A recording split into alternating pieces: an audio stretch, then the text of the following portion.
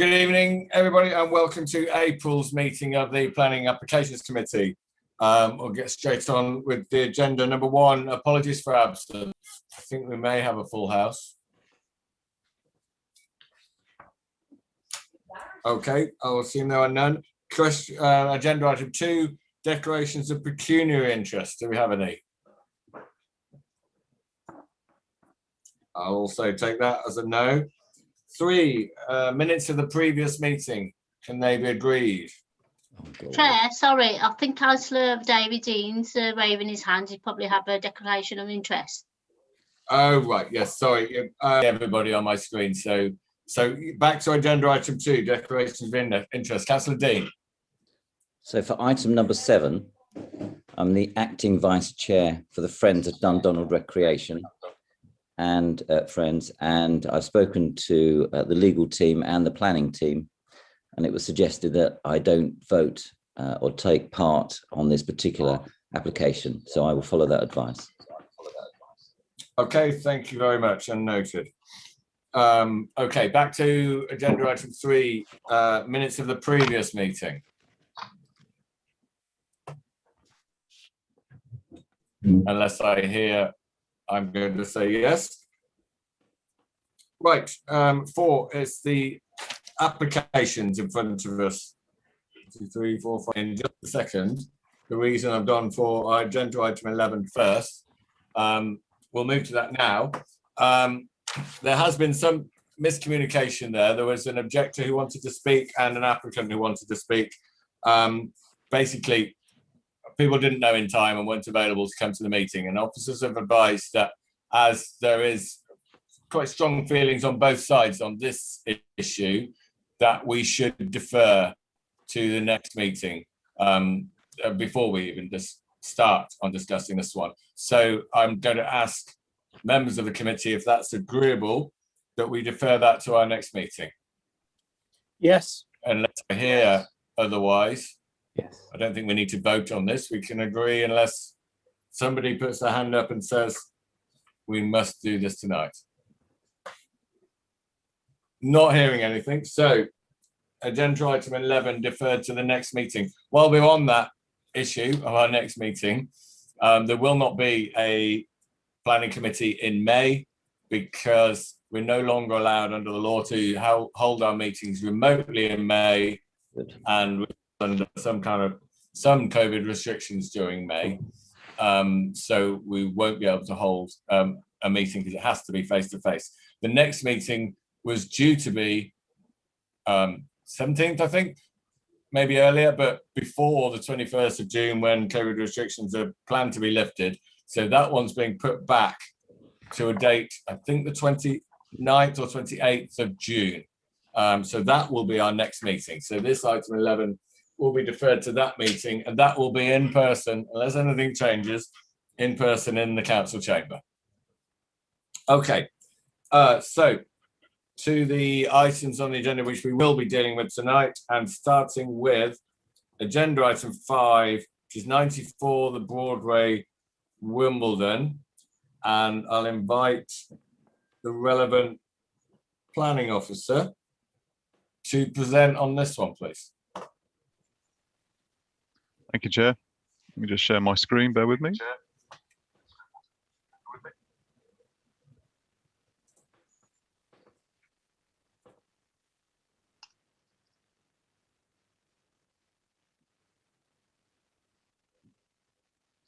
So, Chair, the application before us, this is an application that was deferred at the February Planning Committee meeting by members for the applicant to undertake a daylight sunlight assessment to accompany the proposal. That daylight sunlight assessment has been undertaken and is with the council, and a reconsultation with neighbouring occupiers has been undertaken as well. Just to refresh the scheme, it's 94 the Broadway in the town centre, Wimbledon, commercial at ground floor with a flat above. The application is proposal for a demolition of existing ground floor extensions and erect a four-storey extension at the back to provide 4 flats. So looking at the ground floor, ground floor flat split level with 2 beds above, then a 1-bed flat in the main part of the building towards the Broadway, another 1-bed flat above, and then a further split level flat at the rear. So members will note the application in terms of the scale and form of the proposal has stayed the same as per the February committee.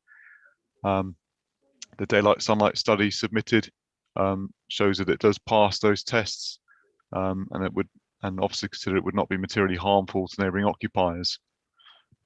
Going through the plans further, at the rear, some outdoor space provided as well. Very much a traditional pitch roof design with a single ridge. Here's to the sides, so projecting 2 meters beyond number 92, which is here. Site pictures again. So the application site here. So scheme demolishing this and coming up here. There's been a variety of additions over years has gone on at the back of the Broadway, as you can see there. Looking further down, commercial buildings on the right-hand side directly at the back. Here. And this is reference just showing a previous application which was refused. It's currently at appeal and the appeal decision has not been determined yet by the inspector, but that's just showing it there, which went full depth of the plot. Overall, Chair, officers satisfied with the daylight and sunlight report has been undertaken and recommend permission be granted. Thank you. Thank you very much, Tim. We have 2 speakers on this. I'll explain for the benefit of everybody on the later items as well. On this one, we have 1 objector who will get 3 minutes to speak, and the agent who will also get 3 minutes to speak. In later applications, there are some where we have 2 objectors speaking. In those cases, they will get 3 minutes each, and the applicant then gets the equivalent time 6 minutes to respond. But in this case, it's 3 minutes for the objector, 3 minutes to the agent. The objector, I believe we heard from you last time, Ekaterina Bilalis. Thank you, Chair. Good evening, councillors. Once again, I'm speaking for my family, who have been business owners and residential occupiers of number 92 The Broadway for over 40 years, and we continue to oppose the planning application of number 94. We are not satisfied by the daylight and sunlight report and would ask members of the council to look at our legal right to light. A right to light may be acquired in a number of ways, one of which is enjoying the right for 20 years without interruption or permission, known as prescription. My mother has enjoyed her right to light in the kitchen of her home for over 40 years, and however minor the report has deemed our loss of light to be in this room, the fact remains that our legal right to light will be interrupted. I would like to draw the committee's attention to 2 images I sent in of the view from our kitchen window, which I hope that you have all seen.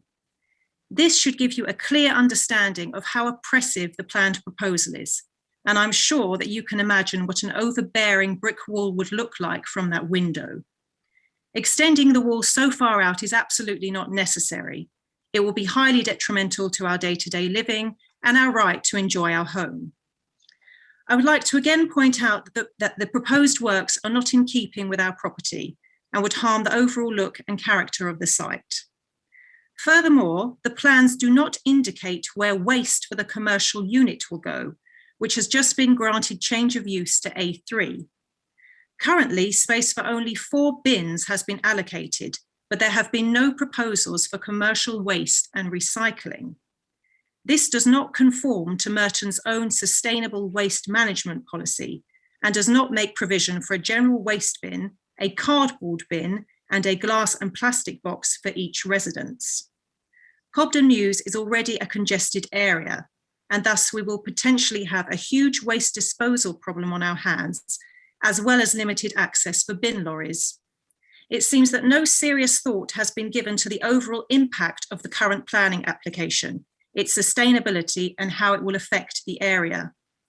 I urge you once again not to approve this application as it currently stands, and consider that the plans need to be scaled back in order to protect the rights of those who live and work in the area, as well as the environmental integrity of Cobden Mews itself. Thank you. Thank you very much for that. On the side of the agent, we have James Cohen from the Urban Planning Practice. You also have 3 minutes. Thank you, Chair. My name is James Cohen, and I'm the planning agent for this application. As outlined by the planning officer, this proposal seeks the erection of a 4-storey rear extension to provide 4 high-quality, self-contained residential dwellings. This application was heard at committee on the 11th of February with a recommendation for approval. There were concerns regarding the potential impact on neighbouring amenity and daylight sunlight, particularly in relation to number 92, the Broadway. On the recommendation of members, the applicant appointed a chartered right-of-light surveyor, Anthony Farwell, to undertake daylight sunlight study in accordance with the methodology set out in BRE guidance. The purpose of the study is to assess the impact of the development on the daylight and sunlight received by the neighbouring properties at number 90, 92, 96 and 98 the Broadway. A total of 52 windows were assessed as part of this study. In relation to the windows at number 92, the daylight distribution study found that there would be a 1% loss up to the first floor kitchen window with a 0% loss on the second floor windows. The assessment goes on to conclude that all neighbouring windows pass relevant BRE diffuse daylight and direct sunlight tests by a significant margin. The development also passes the BRE overshadowing to gardens and open spaces test. In summary, the numerical results of this study demonstrate that the proposed development will have minimal impact on the light received by neighbouring properties. It is the professional opinion of the chartered right-of-light consultant that the proposed development sufficiently safeguards the daylight and sunlight amenity of neighbouring properties. Thank you, Chair. I'm happy to answer any questions that you may have. Thank you. Again, for the benefit of those who haven't been at Planning Applications Committee before, that is the end of contributions from anyone other than myself and the 9 members of the committee, apart from planning officers, of course. We move on first to questions of clarification on the officer's report, and then to comments from councillors, and then to a vote on the application. Now, on this one, obviously, councillors have entirely the right to raise whatever issues they like. However, we had a fairly long discussion on all of this application in the February meeting, and deferred solely on the grounds of the light assessment, which has now been done. So whilst you may raise anything you like, I would hope that councillors would keep to simply that issue, because we did cover most other issues at the last meeting, but entirely up to you. So members of the committee, first, do you have any questions of clarification to the officers? And also, I can't see everybody on my screen, I'm afraid. So if one of the officers could look for councillors with their hands up and let me know, please. Okay, we've got Councillor Peter Southgate, then we've got Councillor Alabritis, Councillor Dean. Yep. And that's it for now. Okay, I'll take those 3 in that order then. So Councillor Southgate, Peter. Yes, thank you, Chair. I think we need to make sure we fully understand this question of the legal right to light, where that sits alongside, you know, what we can do in planning terms. Is it a separate matter entirely over which we have no jurisdiction? Also, if any comment on the the 20 years qualifying period to claim a legal right to light. Thank you. Before I go on to Councillor Alabritis, I'm sorry, I missed something that we normally do. After the objector and agent have both spoken, I normally ask the planning officer to come back if there's anything he wants to, in particular on what was said by the objector and the agent. So can I go back to Tim, and if there was anything in those 2 presentations that you want to particularly raise? Really, Chair, it was just going to be about the right to light issue. So right to light legislation is not a material planning consideration. Understand there is legislation for that, but that is a civil matter between the relevant parties involved. But that's not a planning consideration. Obviously, we have the daylight sunlight reports, which help inform our judgment on the impact on neighbouring amenity. And so that is important. That's separate from the planning process, right to light legislation. Thank you, Chair. Okay. Thank you for that. And I think that mostly addresses Councillor Southgate's points just then.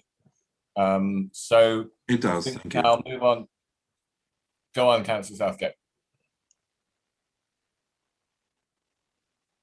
I'm content with Okay, thank you. answer there. Alan Thank you. Baritis. Stephen.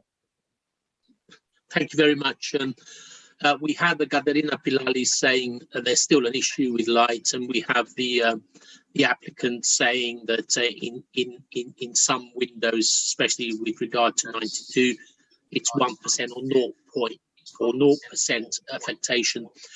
Just asking Tim, have the applicants, in your opinion, moved enough for us to agree, or does Gadarina still have a point? Well, so the assessment's been done, and the officers looked at it. In terms of the results of the assessment, it does show that it does pass the relevant tests that they do with these technical reports.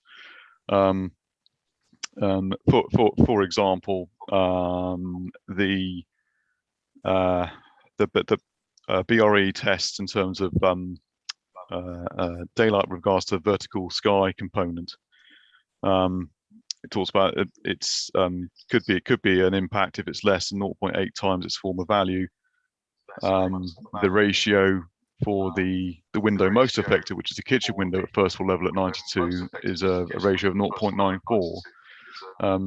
So looking at the scheme, it is 2 meters beyond the rear elevation, which we don't think is significant in planning terms.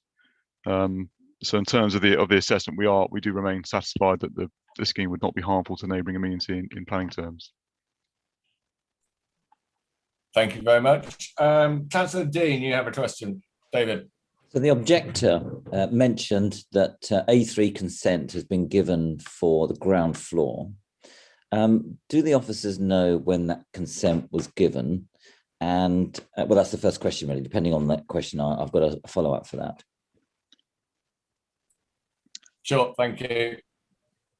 Chair, I'm afraid I don't know when that consent was given off the top of my head. So yeah, unfortunately, I don't know when that consent was given. So the concern about commercial waste, we can't answer that then, can we? That we don't know where the commercial waste for the food and drink outlet will go. We don't have an answer because we don't have the application in front of us. Well, the access on the plans, the access through the commercial at ground floor level is down the alley through where to the bins are at the back proposed here. So although we don't have the A3 consent in front of us, we anticipate that the bin space at the back could accommodate both. The commercial unit would have to accommodate their bins at the rear. But yeah, unfortunately, I don't have the A3 use plans before us. Okay. Okay. Right. There being no more questions I'm aware of, move to comments from members of the committee. Fazana, do you see any hands? Councillor Christie. Councillor Christie. Go ahead, Billy. Thank you, Chair. I was one of the councillors that was concerned that at the last committee we didn't have an answer to the objectors' points about the impact on their, you know, the impact on the sunlight into their property, and that's why I asked for the application to be deferred until there could be an assessment taken and we could have a clearer understanding and at least be able to have an answer to the objector on that issue. And I can appreciate, you know, she may still have a point on this, but having asked for an assessment to be undertaken and to see the results of that and to see that it has, you know, satisfied at least our standards on that, then frankly I'm satisfied that the application could be approved. So that's my view. Thank you. That's a proposal to approve the application in line with the officer's recommendations. Any other councillors wish to speak on this? I'm not hearing any. Then I'm going to move to the vote on this. And again, I can't see everybody's face on the screen. So if officers could try and count the votes, we'll do it by show of hands. We might have to use Zoom voting if it's not clear. But first, by show of hands, the officer's recommendations to approve, subject to section 106 obligation. All those in favour?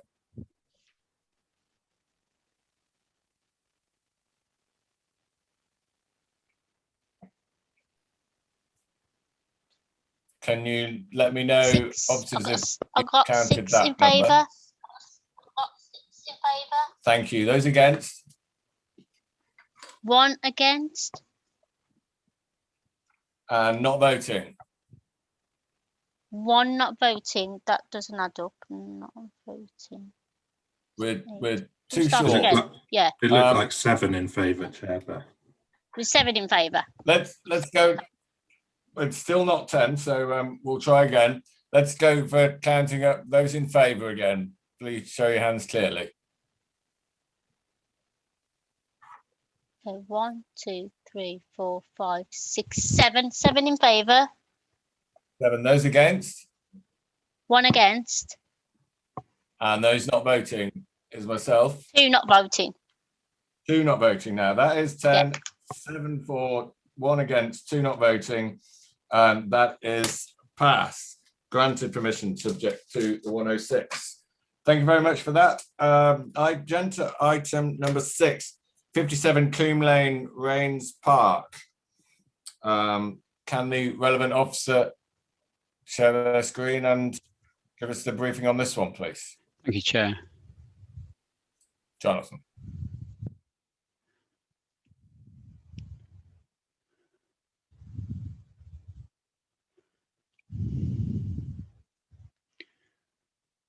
Chair, members, this application is for various domestic extensions and it's being brought before committee given that we've had objections from both neighbours on either side and also one of the neighbours at the rear. If I can just skip through the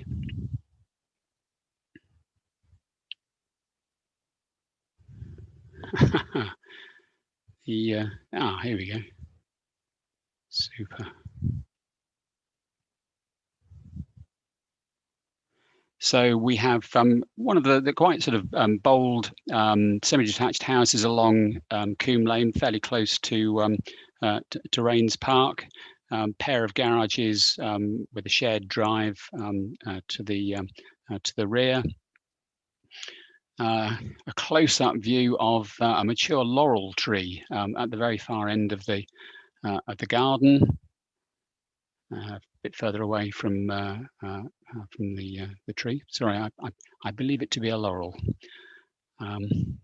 View of the back of the house, showing one of the neighbours with their own rear extension, which the hand is moving over here, and their own roof extension. The rear of the shared garage, and you can see there's the gap with the driveway with the neighbouring property.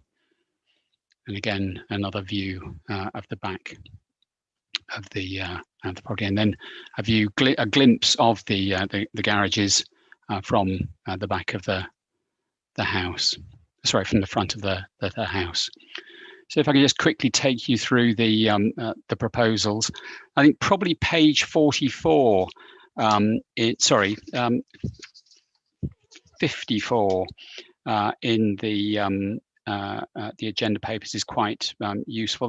That gives you the roof arrangement for the proposal. So we've got the single-story extension projecting here. That comes out just over 2 meters, about 2.3 meters beyond the neighbour's extension where the hand is moving. We have a proposed first floor extension here where the hand is moving, and then a remodeled roof. It's proposed to take it down to being a flat roof for a utility room here, which will be attached to this new extension. We have the flat roof of quite a large rear dormer extension, and you can see from the plan that we've gone from a hipped roof here to a gable end roof here. You notice from the planning history that the applicant has put all of these proposals in as one planning application, although the roof extensions on their own we believe would be permitted development. We have a garden annex building at the back. If I can just take you to the oops. I think we've got one showing the interior of that, but that's arranged as a store at the back and then a little home office at the front. This is the proposal would be 2.13 meters from the rear boundary here, and about the dimensions show 1.38 meters here. So it's set away from the boundary. You'll see from the planning report that this follows on from an earlier refusal.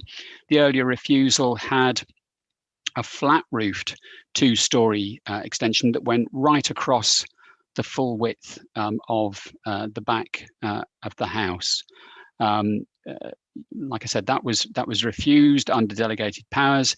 The applicant came back in with a proposal for simply a pitch roof on a similarly wide rear extension, which was a little bit longer than what you see before you this evening. So the amendments that have been secured are a reduction in the length of the 2-story rear part of the extension, and then cropping it away from the boundary with the neighbour. And the report notes various objections to the scheme. You'll see that there are concerns about design, bulk, massing, impact on trees, and impact of the garden building. All of these matters are properly assessed in the case officer's report, and a recommendation to approve is before you this evening. Thank you.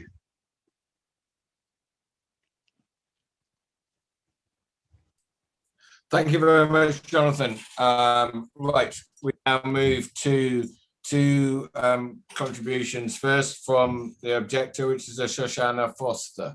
You will have 3 minutes.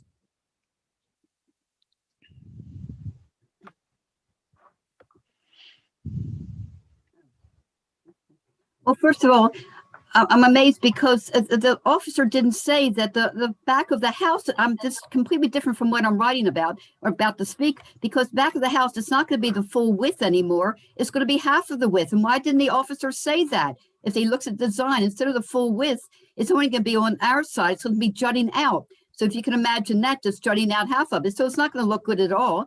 And, you know, now I want to go on to what I have to say about the objection of it all. 3 minutes. You know, this is completely unprecedented to have the first floor extended. We object to this. All the semi-detached houses along Coombe Lane from 43 to 107 were built in 1938. they have two double-sized bedrooms, a small box room, a bathroom on the first floor. And they've all done their loft extension and their ground floor extension, but none of them have done the first floor extension.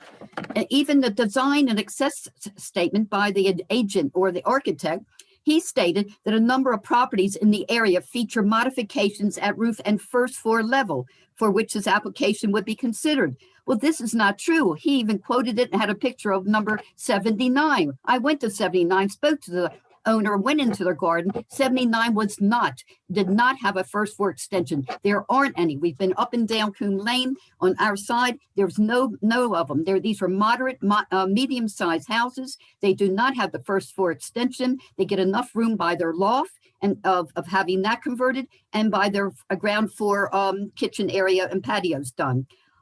This proposal does not optimize site capacity. Bear in mind, house number 57 already has approved planning permission for conversion of its existing loft, which will increase the floor space for 2 additional bedrooms and a bathroom.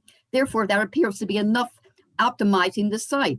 This planning application is only to extend their back bedroom and to put an ensuite shower room in it. So, you know, I'm just floored that the planning officer did not tell you all what is happening in the back of that house, and that's not fair because it's not going to be the full width. As I said, it's just going to be a jutting out of a section of the house. Only half of it is going to be jutting out in order for them to have this extended bedroom and the ensuite. So it's completely against the design of it, that it's never been done before. It's a precedent that none of these houses have had it done before. And if it does get the approval, then all the other houses are going to do it. And it's going to try to make a moderate, nice, attractive house into a real big house. And I don't think it's fair that the officer didn't present the case correctly. Thank you very much for that. We will take the agent next, and then the officer will come back on what's been said by both. So the agent, I'm not sure whether they're here, but Alberto Ocararesi. Chair Do we have Amy them will here? read. Chair Amy will read the agent speech on And we'll their read a behalf. prepared statement. Yes, thank you very much. Overall, the scheme has been developed with an appreciation and sensitivity to the site context and local planning policies. The architecture is of high quality and would respect the form, appearance, and materials of the existing house. In regards to the ground floor, we consider that much of the character of the street derives from the principal elevations, and the extension at ground and first floor would not alter or change the character of the property or its contribution to the street. The depth to the ground floor element is not out of step with the prevailing context and would be modest in scale and proportions. The architecture is developed to follow closely the character of the house and those along the street. The ground floor and first floor would not result in any harmful impacts with respect to daylight, sunlight, overshadowing or outlook, and as such would be a neighbourly proposal. A concern was raised by an objector with respect to the shared brick garages and the proposed design. These features are only visible in oblique views looking directly between the houses. Far more important for the character of the street is the visible gap between the principal elevations that break up each semi-detached pair. We would not be altering this in any way, and fundamentally the relationship the existing house has to the street would be unchanged. The concerns raised for the garden annex seem somewhat arbitrary and not necessary. It is noted that they have no objection in principle. Thank you very much. Okay, thank you. Jonathan, would you like to come back on those points? If I may, Chair, I think I did make it clear to members that I've got a bit of an echo on this line. I don't know if it's picking up somewhere else. Thank you. Whoever's done something, it's been corrected. That's fantastic. The first floor extension is still present, albeit it's only on part of the rear of the house. The objector clearly is concerned about that first floor projection, and I will acknowledge that that's an element of the scheme that, to all intents and purposes, apart from putting on a pitched roof, which we felt blended in better with the overall form of the house, the objector will still have that in terms of something that they will be able to see if they chose to look towards the building at the back of the house. The designer's plans, however, do strike a 45-degree line from the relevant windows on the neighbour's property. And the 45-degree lines are struck so as to judge on a very rudimentary level whether or not a proposal will have a harmful impact on the natural light enjoyed by that particular window. Once a building intrudes into that 45-degree line, there's the potential for a loss of natural light. In this instance, the proposal wouldn't intrude into that 45-degree line from the neighbour's window. In terms of the issue of precedent, each planning application must be considered on its own merits. So whether or not the agent has included information regarding other changes to buildings on nearby properties should not form the basis on which the council makes a decision. It should be made on the merits of this particular proposal. I acknowledge that the houses along this stretch of Coombe Lane form an attractive street scene within this part of Merton. However, for the most part, the proposals wouldn't harm the look of the street scene, and the alterations to the shared garage to the rear are sufficiently tucked away from view, again, as to have little more than a glimpsed change if you were to walk or drive past the site. So in that respect, whilst I acknowledge that the neighbour does have concerns regarding the proposals, I still feel that the officer's report and recommendation are sound. Thank you. Thank you very much, Jonathan. Right, do any members of the committee have questions of clarification on the report? Councillor Dean, Further, Councillor do you Draper, see- Councillor Councillor Crowe. Dean, Draper, and Crowe. I will take those three in that order. Councillor Dean, David. So the semi-detached garage for the right-hand house at the moment, in all intents and purposes, is a garage. But in this application, are we saying that the garage now disappears and becomes a part of a habitable room?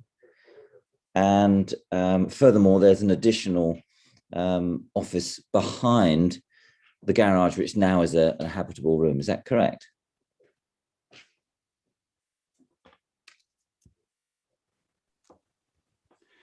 Chair, I visited the site and I wasn't aware when I visited the site that the garage was being used to park a car.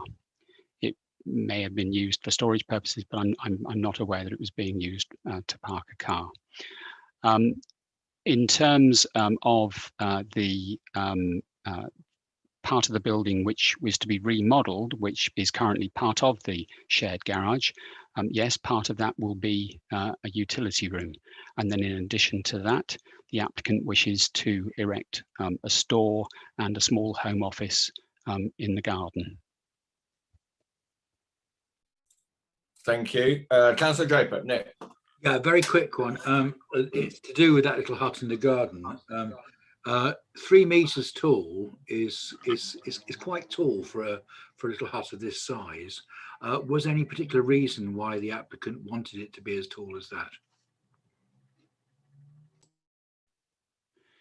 Chair, I'm not aware of any particular reason why the applicant wished to have the outbuilding at that height.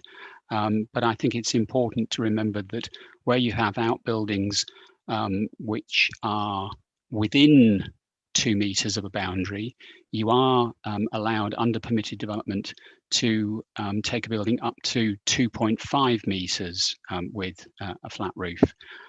So in this instance, we've got part of the building is more than 2 meters away from the boundary, so it wouldn't cross that threshold, whereas part of the building is less than 2 meters from the boundary. So if you think that you could erect a building onto the boundary up to 2.5 meters. And all of this is between about 1.4 and 2.2 meters from the boundary. I think that there's that sort of degree of judgment to be exercised there, that would the extra 20 inches of height on top of the garden building, with the building set that little bit further away from the boundary, would it really have such a harmful impact? I think our judgment is probably not. Thank you. Councillor Crowe, Stephen. Thank you, Chair. I have a general concern about buildings in gardens. And I was just wondering whether we could condition that the outbuilding in the garden could not be used for sleeping in overnight.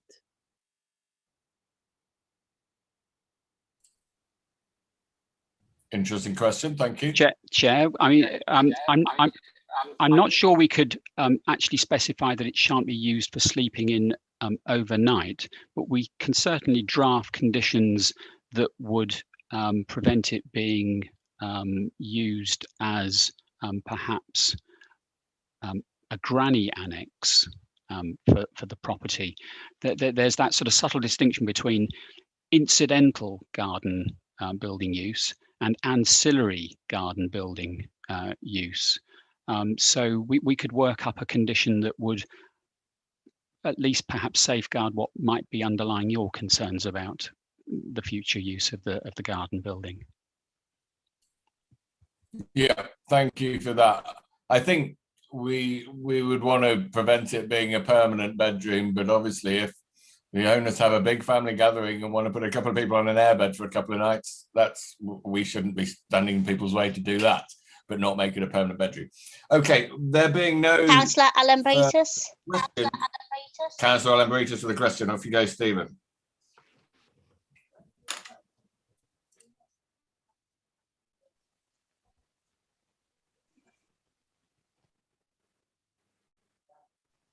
You're on mute, Councillor. Permitted development, prior development, and I see the planning history shows that things have kicked off since 2012. When was all that introduced?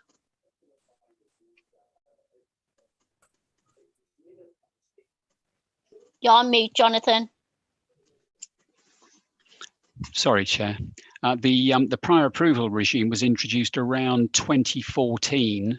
The last major consolidation of the general permitted development order was 2015, and there've been a lot of little changes since then.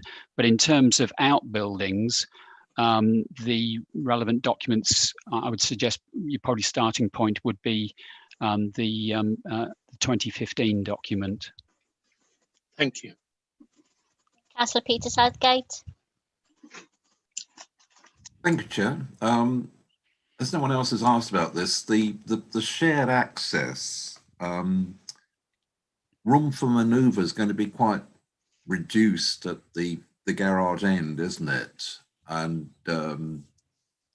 maybe I get nervous when I'm in situations like that. But if I've got to back all the way up, either back out onto the road or back in, I just I don't relish that. I assume that before this, the space in front of the garages is not sufficient to execute a 3-point turn. Do we know that? And because that will now be lost, won't it? That's my point. Now, I have read para 711 that this comes under other matters and is not planning, but I would welcome a comment on that, please.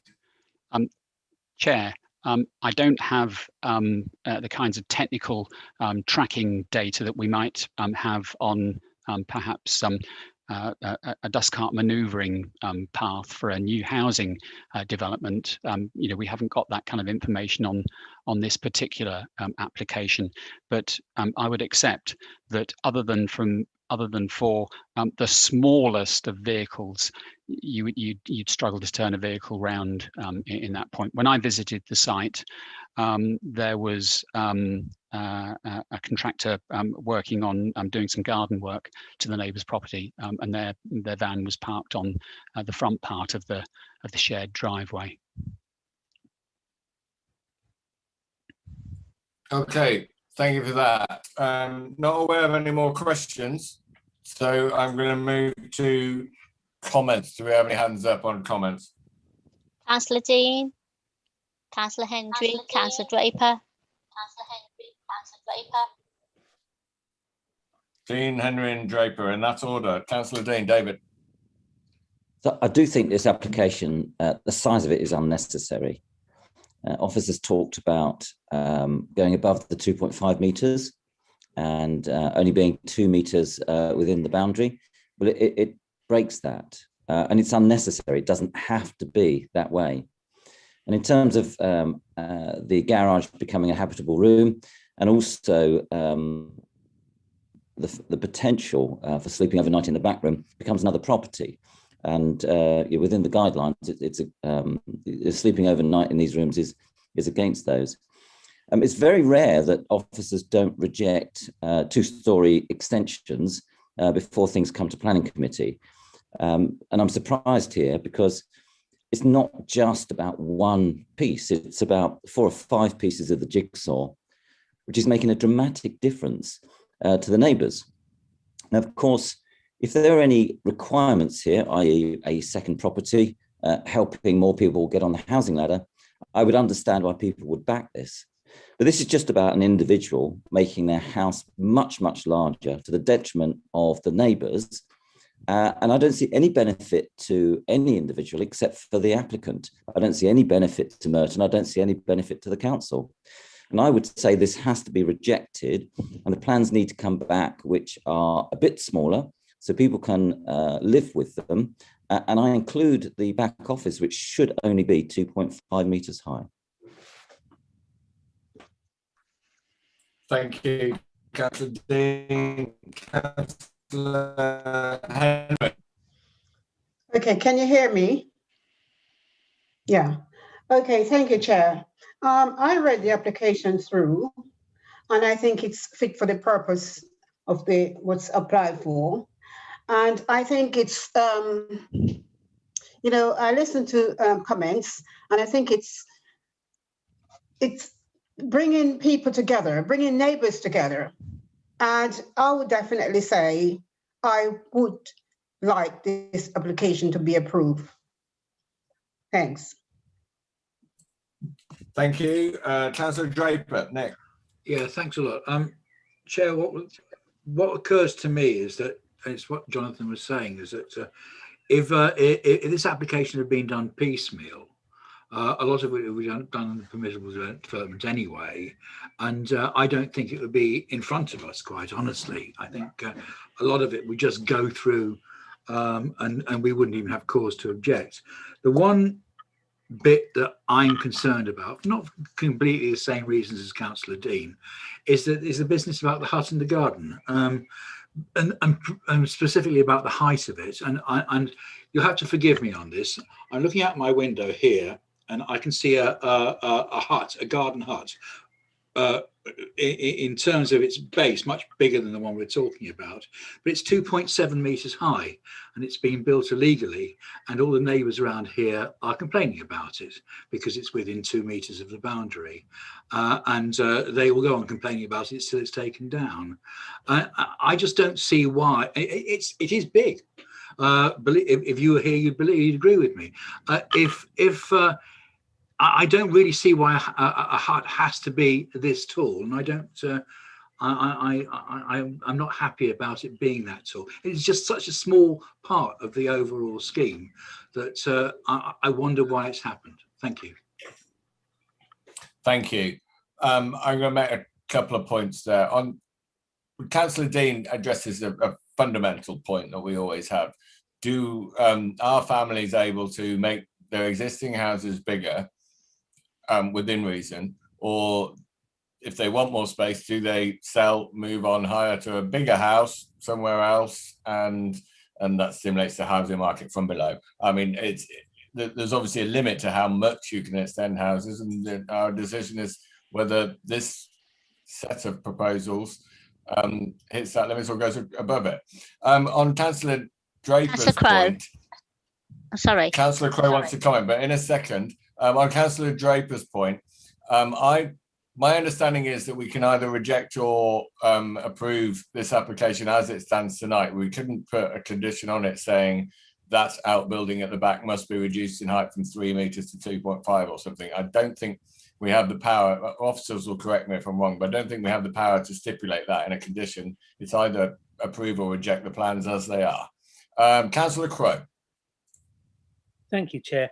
I'd just like to pick up on Councillor Southgate's point about building on the shared access, which I must admit I hadn't realised.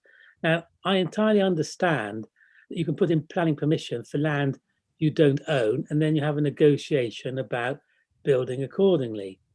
But it does seem to me that this proposal, with the assumption that if there is planning permission, the neighbour will be almost obliged to allow building on the shared access, reveals something about loss of amenity and impact of amenity. And really what it speaks to is that this proposal is too large in terms of bulk and massing. And for that reason, I think the proposal should be refused tonight. Okay, thank you for that. Do we have any other councillors who wish to comment? No, Chair. Okay. No, Chair. No, okay. I'm going to just ask Jonathan to come back on the point I made there about we can reject or approve the plans as they stand, but we couldn't say anything about the building at the back. Can you clarify that for me, please, Jonathan? Chair, if the motion was to defer taking a decision because of concerns specifically about the outbuilding, and it was minuted so that officers could go back with clear instruction from members that members would be minded to support the proposals were it not for the fact that the outbuilding was of a particular height, then it's within your gift this evening to say you will defer taking a decision. It would be perhaps a little unusual, given, as I've said, that you can put buildings hard up against the boundary, which would be 2.5 meters. And my concern with putting a building hard up against the boundary is that you would then lose the mature tree at the end of the garden, which pretty much obscure. I mean, when I visited the site today, I was struck by the kind of screen that would you mind if I just share the image of the back garden again? Yes. So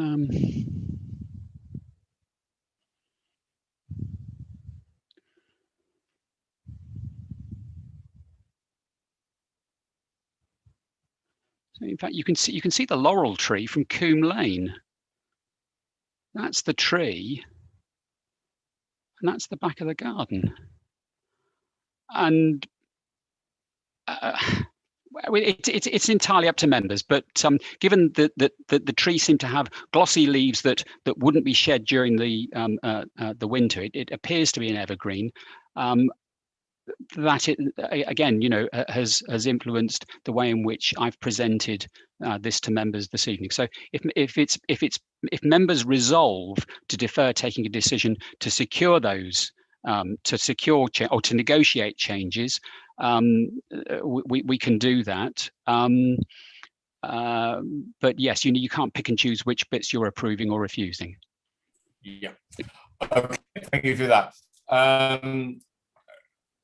Are there any more comments from councillors? Councillor Draper. Okay. Yeah, thank you very much. I mean, I have to say, I may be eccentric, but I quite like Jonathan's idea of asking for a deferral. But on the basis that in between hearing it, doing it, and hearing it again, we could get a TPO on the tree, so the tree couldn't come down, which would probably make Councillor Dean happy too. Yeah, I suggest I'm going to move a deferral, I suppose. Thank you. Okay, because obviously in the votes, we cannot have a three-way vote, pass, reject, approve, reject, or deferral. We have to have a motion. So I'm going to take it from here. First off, we're going to have a motion to refuse. So if a majority of the committee want to refuse the whole thing, then it'll be refused. If we don't refuse, we'll then decide between approval and deferral, with maybe conditions attached to deferral. But first off, let's go to the vote. A vote to refuse the application. So all those in favour of refusing this entire application, show of hands, please. 1, 2, 3. 3 for refuse. 2, 3. 3 for refuse. Those against refusal. 1, 2, 3, 4, 5. 1, 2, 3, 5 for against. And there's at least my non-vote. Anyone else not voting? 2 not voting. 2 not voting. So that's all 10. 3 for refusal, 5 against. So we're not going to refuse tonight. The decision now is to approve as it stands or defer with, as Councillor Draper has suggested and Jonathan spoke about, we could defer. I don't know whether we can do a tree protection order between now and the June, which would be the next meeting. We'd assume we'd be deferring to. So the next motion will be, do we, for or against, defer to discuss the height of the building at the back and to look at that laurel tree and try to see that that is protected. If they do change the proposals for the building at the back, that doesn't involve destroying that laurel tree. So that's the proposal, to defer to do those. If you want to pass the application as it stands, vote against this, and then we'll go to a vote on approval. But the motion before us now is a deferral with those caveats. So all those in favour of that vote? For deferral, 1, 2, 3, 4, 5, 6, 7. Let me count that again. 1, 2, 3, 4, 5, 6, 7. 7 for defer. All those against? None against. And not voting? It's myself. 1, 2, 2 not voting. Not voting. Okay. 3 not I've voting. got 7, 3 not voting. 3 not voting. 3 not voting. Okay. So we have clearly voted for deferral to look at those 2 issues, the tree and the outbuilding at the back, and it should hopefully come to our next meeting. That's agenda item 6 decided. Thank you very much. What are we? An hour in. Okay. Next one is agenda item 7, which is Dundonald Rec. Councillor Dean is recusing himself from this. You're perfectly happy for you to sit and watch, but please mute and I think turn your video off. We don't want you gesticulating at the screen, even though you may be muted. And we look forward to hearing from you again on agenda item 8. But agenda item 7, could the officer share their screen and give us the report on that? Thank you, Chair.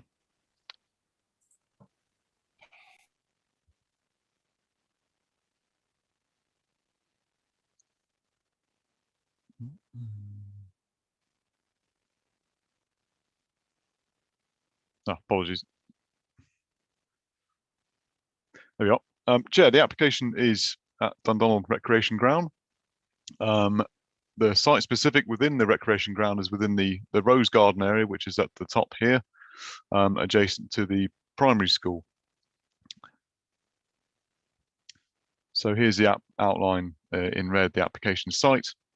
The application is for the erection of a temporary building, seeking temporary permission for use for the tennis club, for Dundonald Recreation Tennis Club, and other associated community uses.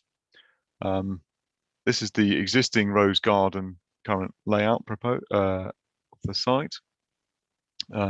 Pedestrian access from through the rose garden from up here. Proposed site plan. So the proposal would be positioned to the left-hand side here, right up against the boundary with the existing school building that's there.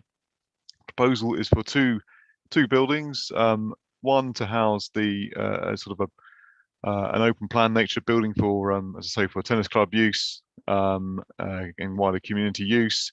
I think the floor plan shows existing kitchen facilities within there as well. And the other is for a toilet building here. So looking at the floor plans, main entrance here, a new entrance is proposed off the pavement, off the main road to the top. As I said, open plan, multi-use, kitchen and WC facilities at the back. The design of the building is to be a timber-clad structures with large glazing on it. The height, you're looking at a 3.6 meter high buildings for both.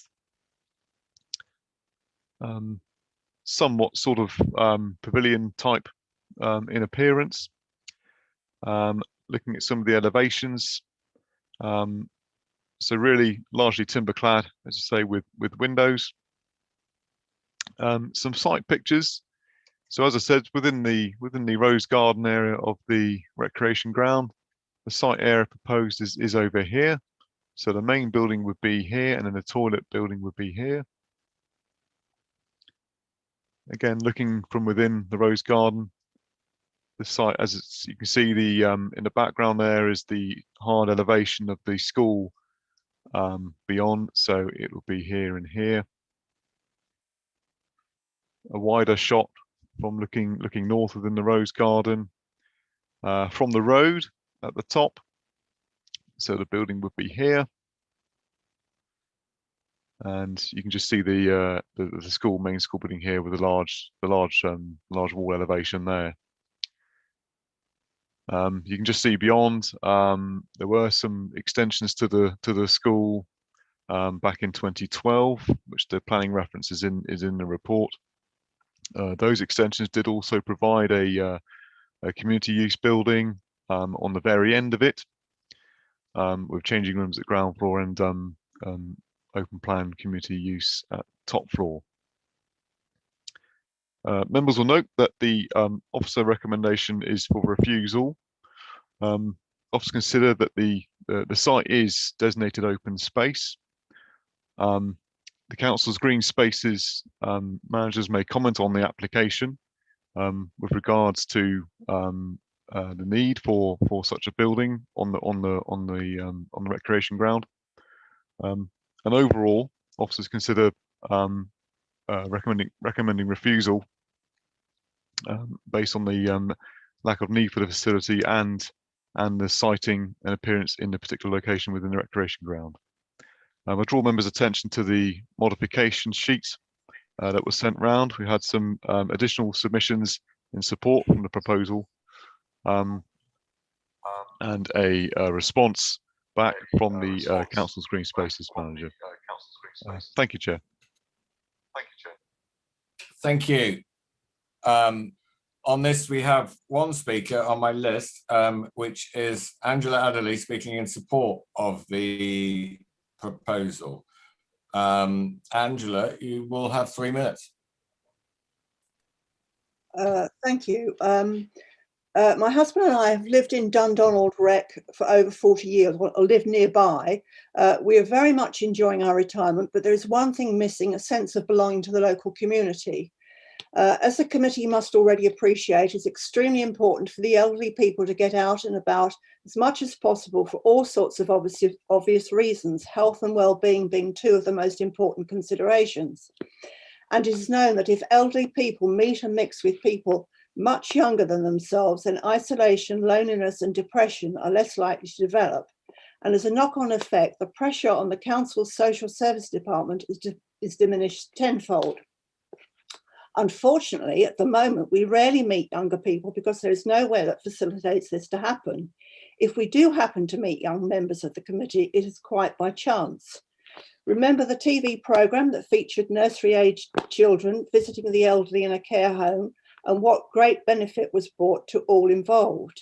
The entire community needs to meet and communicate with people of all different ages and backgrounds. This is happening at the school gate to a certain extent, but this isn't fixing a wider community problem. At the moment, there are numerous separate community groups within the community, and they have no chance of encountering each other than, as I've said, by chance.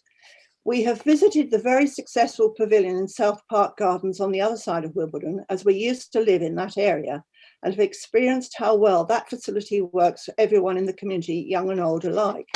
When there is a community facility available, and it isn't by chance that a vibrant and healthy sense of community spirit is developed and nurtured, and and antisocial problems almost vanish, allowing the police to concentrate on real crime. A pavilion in Dundonald Rec would be of benefit to the whole community. What possible reason could the committee have for refusing permission? I would add that we don't have access to any facilities within the school.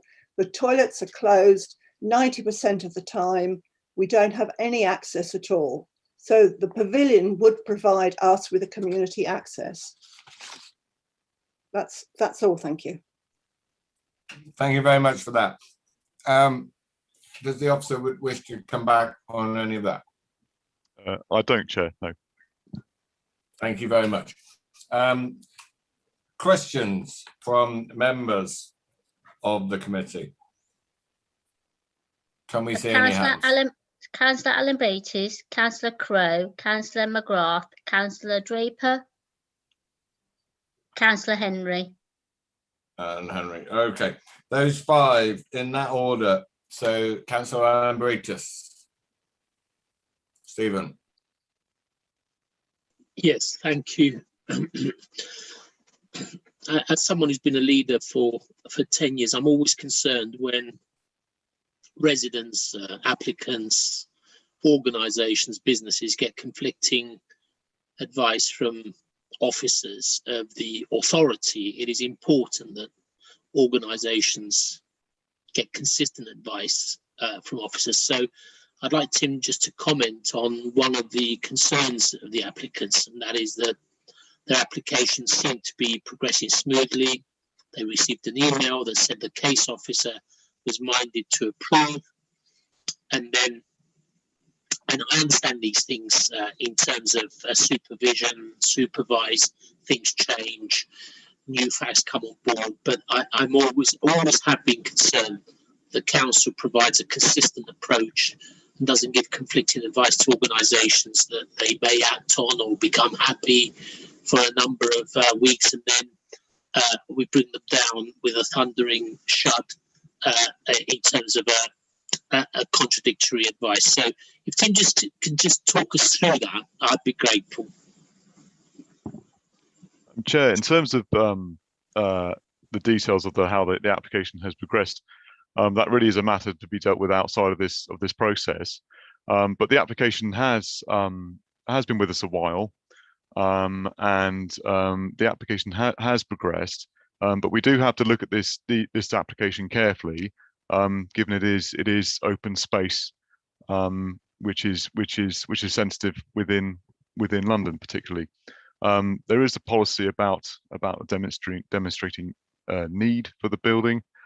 We also have our consultation response from our green spaces manager and their team that do manage the parks, public parks and gardens within Merton. So we are guided by them. I appreciate the application has gone on a while, and sometimes there's been conflicting officer views with the application. But ultimately we have come to this recommendation based on the scheme before us, and the consultation responses.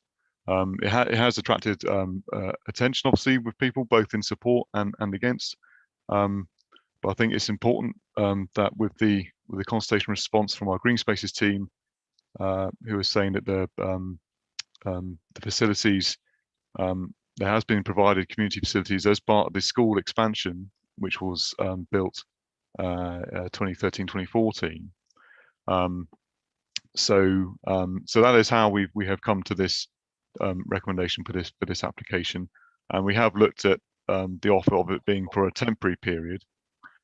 But we do consider that, based on the submissions before us, that even a temporary consent we can't agree to, given the citing of the proposal and the designated open space.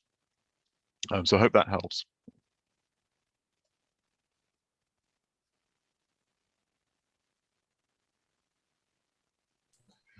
Sorry, Councillor Crowe, Stephen. Thank you, Chair. A couple of points to clarify, please. First one is, this is described as a temporary building. What exactly is that? Does it mean it's going to be removed after a set number of years? And if so, how many years, please? And my second question is really about use classification. I'm not really clear whether we're kind of approving some change of use. I mean, is this a private members' tennis club building that is being erected, or is it a kind of community hall facility that's being proposed? Or is it some kind of hybrid? So I was just wondering what the use classification was, please. In terms of before you come back in there, I'll refer Councillor Crowe to 3.3 of the report, where it says site of temporary for a 5 to 7 year period. So that answers that part. Tim, on the second. On the use of the building, so it is proposed by the submissions by the Dundonald Recreation Tennis Club, but the proposal is for use by that club, but also for wider community use. So the idea is that other groups of the community could utilise this building as well as the tennis club. So as you say, a little bit like a hybrid, as you mentioned earlier. So that is the idea with the proposal. Okay, Councillor McGrath, you have a question. I'm just completely baffled by the advice from the Green Spaces officer, which seems to be the crucial thing that's caused planning officers to change their mind, that the existing building is underused. You can't use the existing building. It's used by the school during the week. You can't access it at other times. It's not possible to book it from everything that we've seen. You can't use the toilets. I can't see on any basis on which we can say that we don't need the proposal because it's used. And what I would like to do, Chair, is propose that we defer this in order to have the Green Spaces officer at our meeting to be able to ask them questions, because I don't think they're here. Perhaps I'm wrong, but I don't think they're here. Okay. I'll leave the proposal for deferral till we've finished questions and got the comments. Tim, do you have a comment on the rest of Councillor McGrath's contribution there? Really, I think, Chair, we are guided by the consultation response in terms of they manage the parks and public spaces. So we, with those responses there, we do have to look at releasing essentially open space carefully, and with those responses there, we don't consider we could support the proposal. Whether sorry, we'll leave the deferral issue, but yeah. Yes, please. Okay, Councillor Draper next. Yeah, thank you very much. I've got two very specific questions which I hope Tim can answer. And they're both historical, really. First of all, how long has it been since the Rose Garden was designed as a symmetrical or quasi-symmetrical rose garden? And second of all, how long has it been designated as a Holocaust memorial? The entirety of the Rose Garden being designated as a Holocaust memorial to remember the people destroyed in the Second World War. Thank you. Unfortunately, Chair, I don't know the answers to both those questions. Unfortunately, I can't put a date on either of those. Unfortunately. Okay, thank you, Councillor Henry. You have a question. Yeah, thank you. My question was whether or not this building was going to be in use over weekends, or it's just during, during week time. So, of course, residents, as the speaker says, that will have the access of using it. Yes, that is. There's been no proposed restrictions in use, so it would be could be open to 7 days a week for use. Yes. Okay, thank you. Those are the lists I had initially. Does anyone else have any questions? Councillor If Christie. not, Councillor Christie, yeah. Billy. Thank you, Chair. Just on the Met Police officers' secure by design comments in the report, it seems that they've got a number of concerns about it, and quite significant concerns, and suggest, they suggest that the configuration of the building should be redesigned to prevent secluded spaces coming into an existence, which could lead to antisocial behaviour. They asked for a number of trees to be locked down.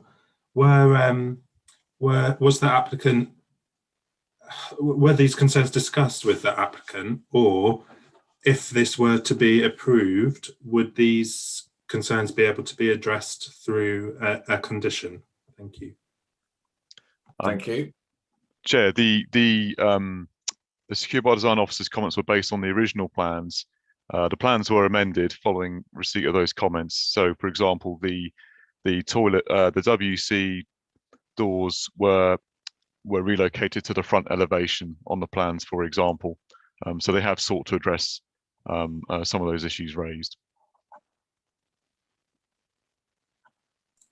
Thank you. If there are no further questions, I'm going to move to comments. Can I see any hands of councillors who wish to comment on this application? Councillor Draper, Councillor McGrath, Councillor Southgate, Councillor Crowe.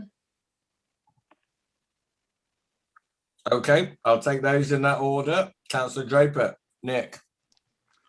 Thank you very much, Chair. I mean, Chair, I don't think I'm alone here to remember the howls of disapproval from local residents when a Dundonald school considered a very small expansion into the park for the benefit of our school children.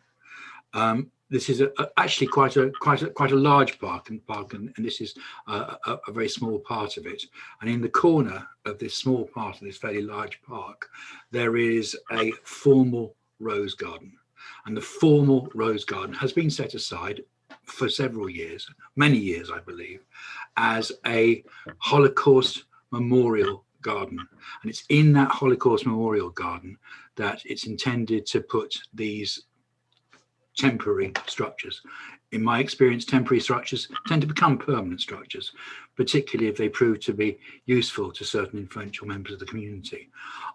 I am well, I think you can probably gather, I'm quite strongly against this. I will not be voting for it. Thank you very much. Thank you, Councillor Draper. Councillor McGrath. Well, this was my earlier point. We're told by officers that they've changed their recommendations because of a recommendation from the Green Spaces officer, which seems to me to be inaccurate, or at the very least, we need to ask them some questions about it.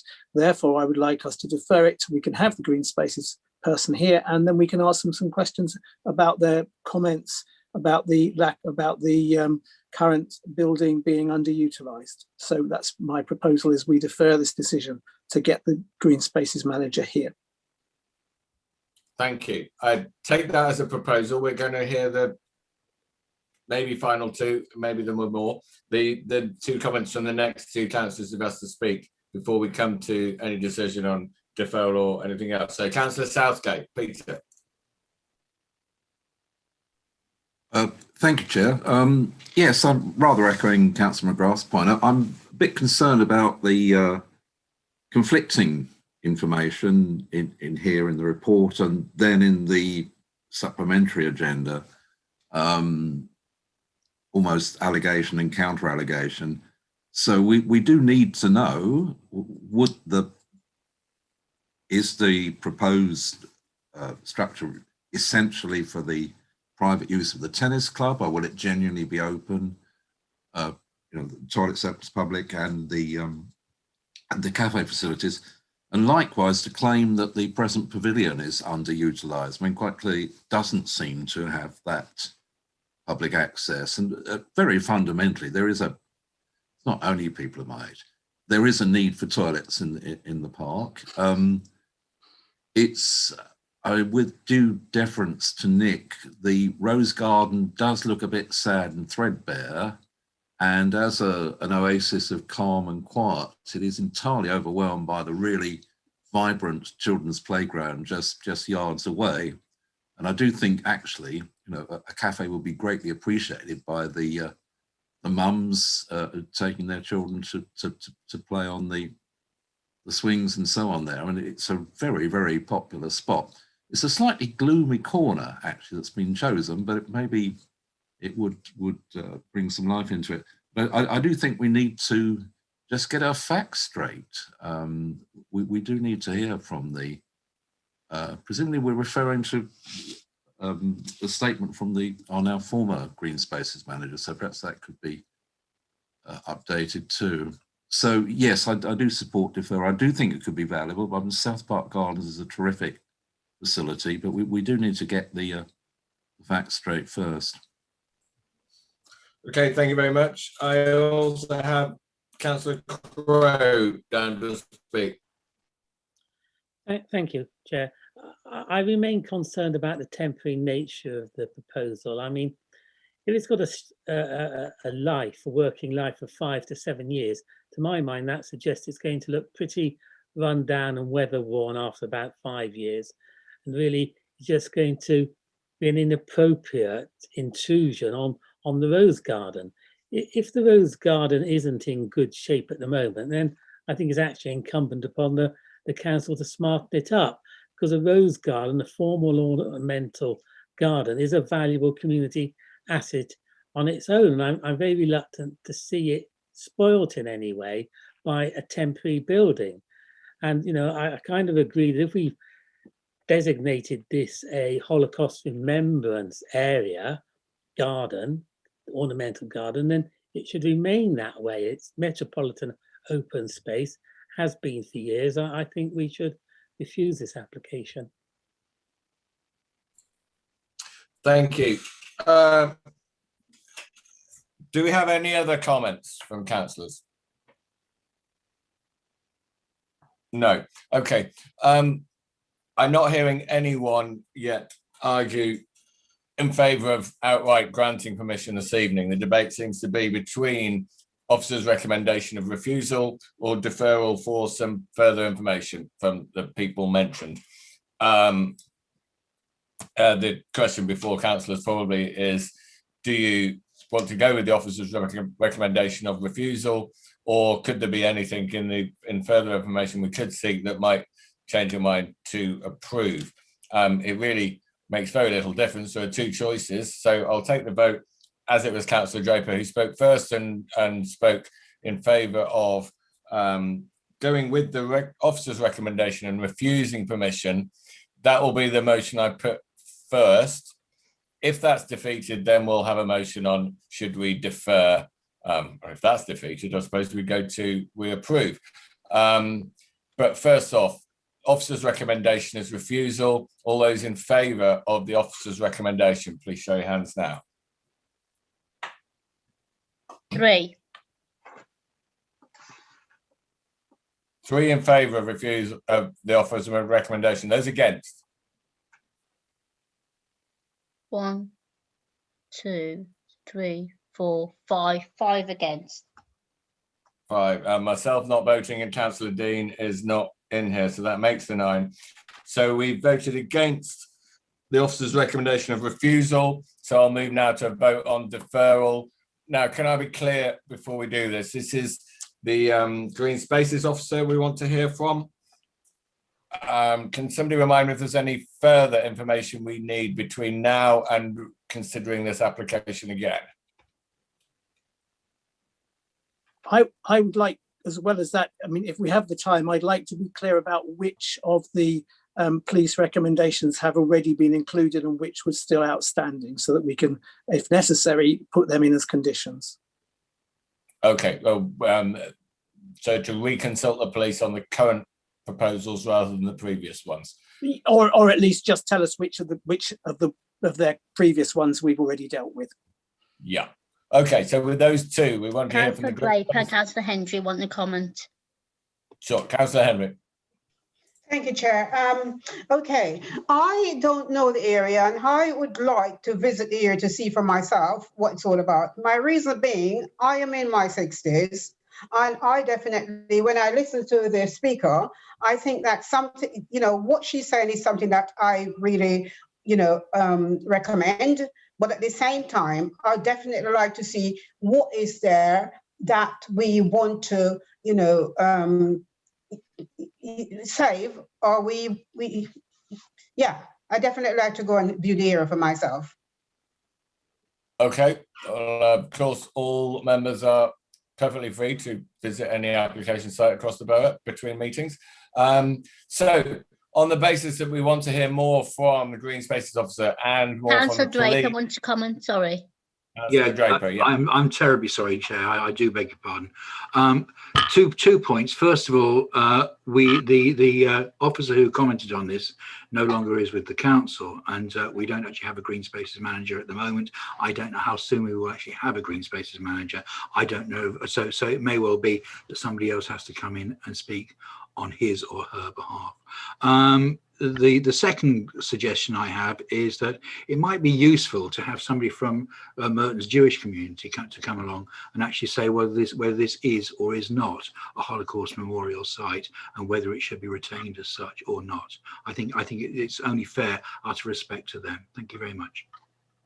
Okay, thank you. I think my view and what I've been saying has not been specifically about inviting people to the meeting.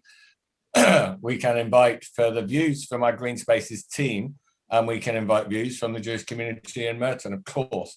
I'm not suggesting that we invite people to speak at our meetings, but I'm suggesting that we find further information to be included in the report next time. I don't think normally we ask Green Spaces to comment in writing and we don't invite them to our meetings, and I don't think we want to extend our meetings in that way so much. But so that was why I deliberately used the word to seek further information rather than to invite them to our next meeting. But the proposal is to defer to seek further information from Green Spaces, the police, and the Jewish community in Merton. That's the proposal on the table. All those in favour? 1, 2, 3, 4, 5, 6, 7, 8. 8 in favour? 8 in favour. My non-vote. Councillor Dean's also non-vote. That makes 10. So that is deferred. That item is concluded. Thank you. That was on agenda item 7. The next one is agenda item 8. 9A, The Grange in Village Ward. Tim Bryson, I believe. Thank you, Chair.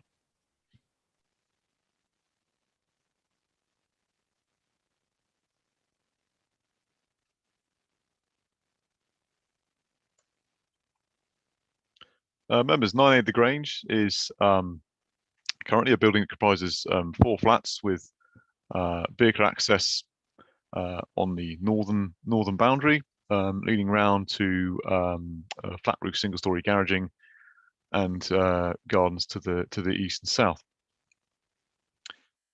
The application itself is for extensions and alterations to the existing building to form 2 5-bedroom dwellings, including creation of new vehicle access off the Grange here. So the proposal would lose the existing 4 flats and create 2 family size dwellings on the site. The front part of the existing building here would be retained. The extensions would be to the side and out to the rear. The proposal also includes a basement for each of the 2 properties. Then looking through the floor plans here, you have the ground floor plan for House A, as it's called, and House B. House A is the existing building. House B is the larger extension to the south. So looking through the floor plans, you'll see that the proposed side extension is set back from the front of the main existing building on the site. So upstairs would be your typical bedroom accommodation, and also with further bedroom accommodation within the roof space. In terms of the design approach of the proposal, the design is very much traditional approach in its design, with materials to match the existing building, which is here. So the proposed side extension here. At the back is a large sort of wraparound extension that goes across both. Looking to the side, so this is the extensions here, and this is the existing part of the property. So this street scene drawing shows you a comparison between existing at the top and proposed below. So as I said, existing building at the front half essentially is being retained, and then the extension to the side. A new access here, and then new boundary treatment as well to match in with existing neighbouring boundary treatment in the road. This existing site plan, just showing the existing site arrangement. As I said, the garaging and hard standing at the back would be removed and create two rear gardens. There's an existing basement already, historic, underneath the property. And the existing flats here.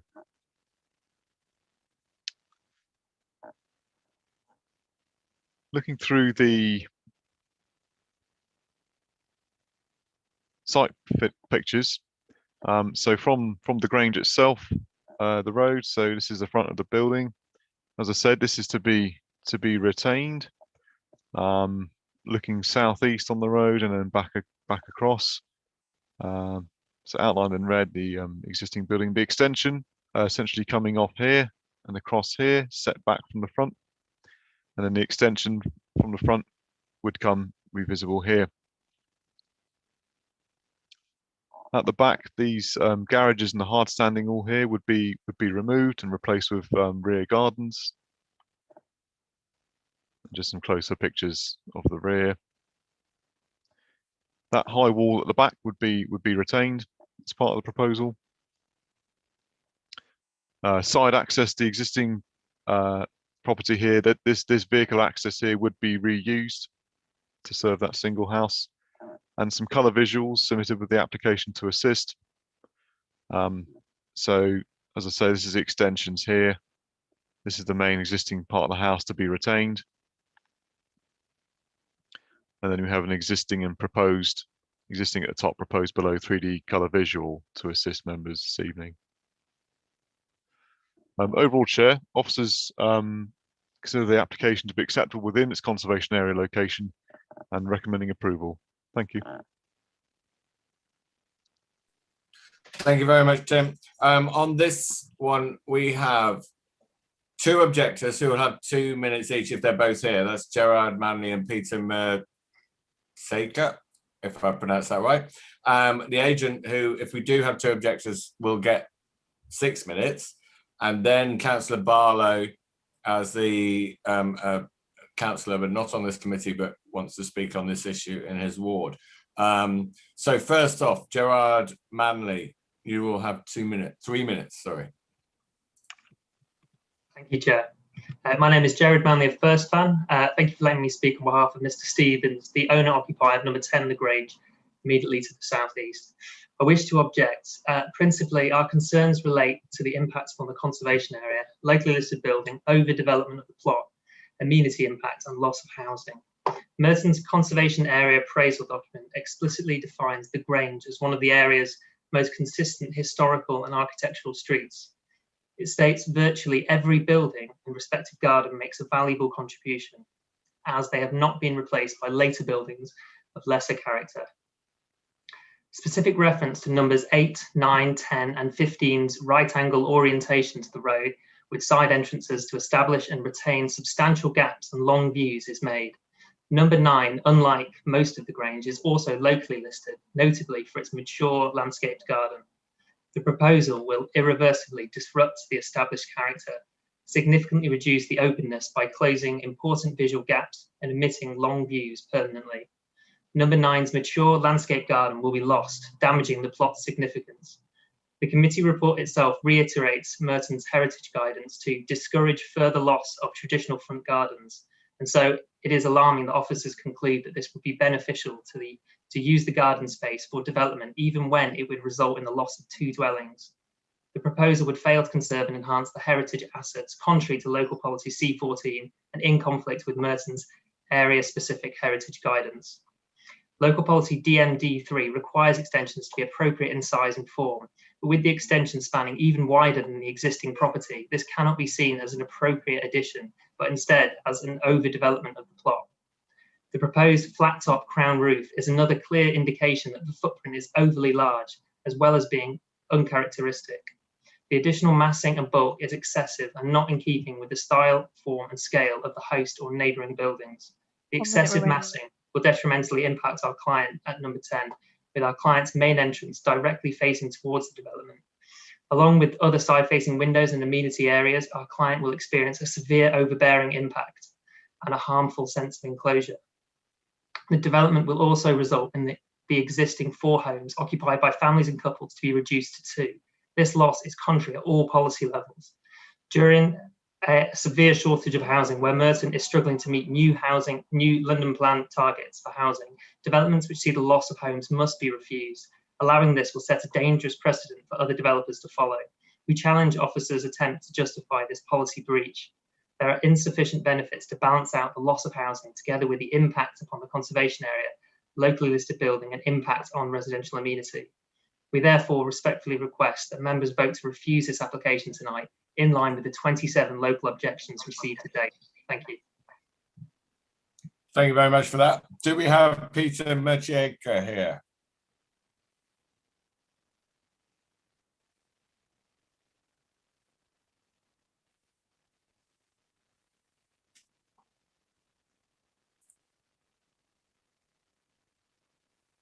Hello, can you hear me? Yes, we can now. Yes, hello, hi. Good evening, Chair, ladies and gentlemen. My name is Peter Mercier. I own and live at number 8 The Grange, next door to the proposed development. Numbers 8, 9 and 10 were all built and designed to complement each other at the turn of the last century and are unusual in that their gardens are to the side of the houses rather than to the rear. This gives us our green lungs and a unique feel to the road. The proposed development destroys this street scene and has a detrimental impact on not only the road, but these houses in particular. Surely this directly conflicts with basic planning policy, which is keen to keep visual green space between the houses. This also sets a precedent for people to build in these spaces and in their gardens, again, totally contrary to basic planning policy. Why is it necessary to nearly totally demolish a wonderful example of late Victorian architecture and lose 2 residential units when a refurbishment of the existing building would retain 4 residential units and keep the visionary space designed 120 years ago?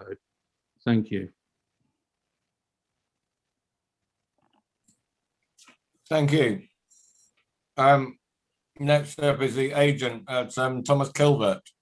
Is he here in the meeting? Yes, I am here, Chair. Yeah, can I start now? Thank you, Chairman. Thank you, Officer, for your time and your thorough reports. We agree with all the points that you've raised. Members, you have before you a carefully considered scheme for 2 family-sized units that the officer report are thoroughly assessed and included as being consistent with relevant national, local and mayoral planning policy. The applicant has worked collaboratively with officers for the last 18 months through a pre-application process and submission of this planning application. This has resulted in a productive design evolution with planning and conservation interests carefully interwoven to deliver a high quality project that respects the character of the area. As your officer explained, the principle of development is considered acceptable, as it would be a sympathetic addition to the host of a locally listed building. They have also accepted that the scheme's merits, namely the removal of poorly designed extensions, demonstrably outweigh the net loss of 2 residential units. Officers at the council have also thoroughly assessed the application and found the scheme to be acceptable in terms of the proposed parking provision and access arrangements, impact on amenity, both for neighbouring and future residents, including on access to daylight and sunlight, and on flooding and drainage, including respect to the basements. The Wimbledon Society objects on heritage grounds to the proposed extension. Firstly, it's important to state that the council's conservation officer finds this proposed extension acceptable. Secondly, the council's own appraisal document for this conservation area doesn't restrict future development, but rather requires it to be high quality. This scheme delivers precisely this. As the proposal will remove poorly designed rear and side extensions and replace them with a side extension that is significantly set back from the existing facade, which will be maintained. As such, officers are satisfied that the extension would be an appropriate addition to the setting of a locally listed building. The officer also considers that creating a semi-detached pair would be in keeping with the prevailing pattern of development and the existing street scene. In response to other objections, the officer has confirmed that the proposal would not unacceptably advance upon the neighbouring boundary line. Also, the development will remove garages and hard standing and places areas of soft landscaping, which will visually improve the character and appearance of the property. In conclusion, the proposal would return 9A to a family-sized unit, reflecting the area's prevailing property type, whilst also creating a new family home. The proposed design would be a sympathetic addition to a locally listed building and would be in keeping with the prevailing pattern of development in the conservation area.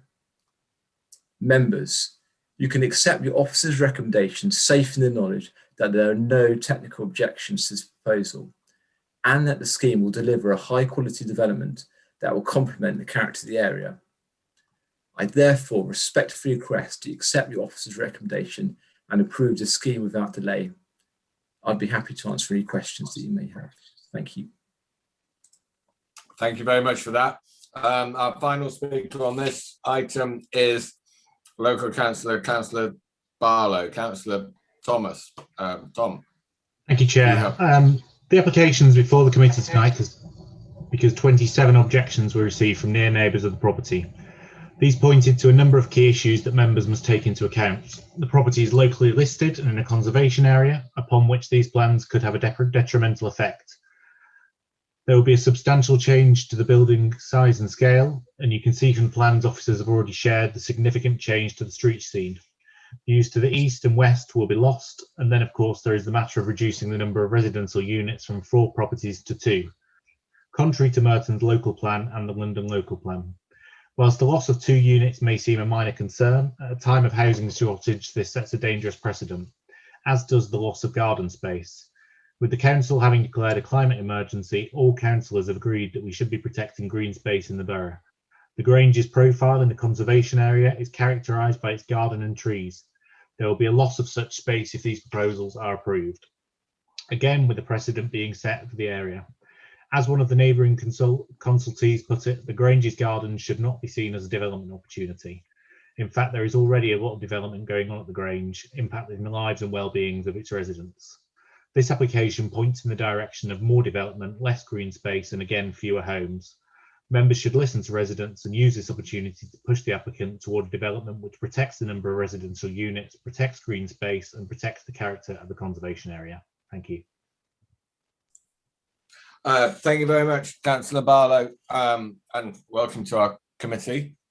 I think one point I'd make before I ask the officer to reply to those 4 is the point you make on the precedent. There has been over the last few months a number of applications similar to this where we've sought where the application has been to reduce the number of housing, as in this case, to change from flats to larger family residences. And we have passed a couple of applications of that nature over the last few months. So maybe setting a further precedent, but we've already set that precedent if that is the problem. But I'll refer back to the officer on the rest of the points that Councillor Barlow made and the two objectors and the agent. Thank you, Chair. A lot of the points raised in the speakers is a matter of judgment. So yes, it is the conservation area, and there is currently a large gap between the building and number 10. The proposal, though, is set far back from the front elevation of the building in terms of the side extension, and we consider that this makes a key difference in terms of infilling this gap. Further, the proposal would retain a 4-metre distance to the boundary, and it would be 7 metres distance to the flank elevation of number 10 in terms of its main 2-storey nature. So it is a matter of judgment in terms of the proposal before you, in terms of the impact on the street scene and conservation area. There are gaps, there are large gaps like this one within the street scene, but then again there are gaps which are similar to what would be proposed here, as seen on some of the street scene elevations. The resultant gap between the proposed side extension and number 10 would be similar to the proposed gap, the existing gap between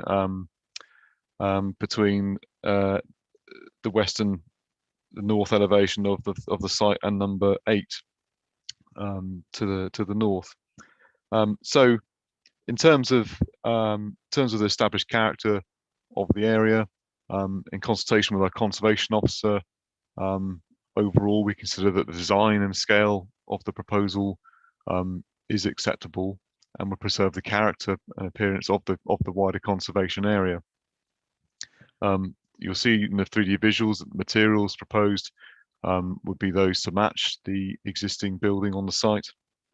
The proposal would provide 2 family-sized units in a predominantly family-sized units within the existing road. So each application is assessed on its merits, but we have concluded that we feel that the plot would not be overdeveloped by this proposal, and that the conservation area would be preserved. Thank you, Chair. Thank you.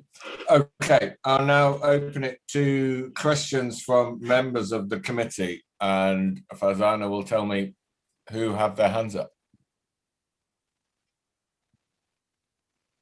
No, no one. Nobody? Okay. We will move to comments on the application. And again, Farzana will tell me if any councillors have their hands up. Councillor Crowe, Councillor Dean, Councillor Alan Peters. Okay, in that order. Councillor Crowe, Stephen. Thank you, Chair. It seems to me that there are 2 principal objections here. One is the building on the garden, and the second is the reduction in accommodation housing from 4 flats to 1 house.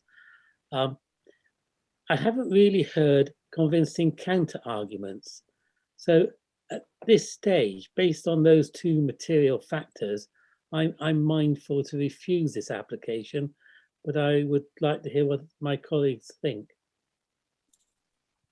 Certainly, thank you. I'll correct you slightly though. It's 4 flats to 2 houses, not 4 flats to 1 house. Councillor Dean. Well, I can't understand why we have listed buildings and conservation areas if the council officers feel that they're not necessary. If this house was listed, it would have had to go through a very long proposal to get there. It is not easy to achieve this, and not only does the council have to decide that, others have to decide it too. So if they've at some stage been happy with it, why on earth can they suddenly become unhappy with it? It makes no sense at all. And also, I have to say that I find it bizarre that there are no council objectives being met here if we do agree with this. So sacrilege that it already is, the fact is we're losing 2 properties, which means we're going to have to make them up somewhere else. Now, I'm no fan of flats in houses, but frankly, you know, this is against every single principle that this council has. So it really does need to be rejected on the basis it is in a conservation area and it is locally listed. But also, I think we need to reject it because we are losing 2 properties, which are entirely necessary because we talk about this every single meeting. Thank you, Councillor Dean. Councillor Aaron Breitis. Thank you, Chair. I completely disagree with my namesake, Stephen Crow, and once again, David Dean completely erroneous and constantly attacking the officers. This is a matter of judgment, as the officers have said. We need to go with their judgment. They talked about an infilling of a gap. This is what is happening. Officers have reminded us that the proposal is set far back. The applicant's agent, Thomas Kilvert, has spoken imaginatively about the passion of the owner to create a better environment. On conservation area, the officers again are happy. If we went with David Dean's thinking, there'd be no change whatsoever in any conservation area throughout the country, and that's absolute balderdash as far as I'm concerned. I think it's about judgment, and we need to go with our officers' judgment. I will be voting for this. Thank you. Do we have any other comments from members of the committee? Councillor Dean. Not quite Okay, sure why. again, David. I'm not quite sure why Labour councillors seem to forget why they're here. I'm not the chairman. I don't set the rules. It must be a nervousness that they have. I would suggest that if each councillor was trained on this quasi-legal committee, then understand that we need to look at the principles of Merton Council, not petty, personal, irrational. All right, sorry, Councillor. No, I'm sorry. I think if I had to listen to that abuse, then I think I can respond to it. It's abuse, and abuse is okay 2 ways. Into it. It's not a party political. Why do we have so much abuse? Why do we have so much personal abuse? I didn't see any. I didn't hear any abuse. I would have picked. Shall I remind you of some of the words? Shall I remind you of some of the words? No. Can we mute? So you're not going to give me the chance. I expect councillors to have some respect, and there is no respect from Labour councillors here. I made my points, which I am obliged, and I can have that opinion based on the guidelines, laws and regulations of Merton Council. If councillors don't want to allow others to speak, then they're in the wrong place. This is a committee, not a dictatorship. Okay, thank you, Councillor Dean. Well, in terms of allowing you to speak, you've spoken twice, you spoke on many items, and we are grateful for your comments most times. You have been allowed to speak.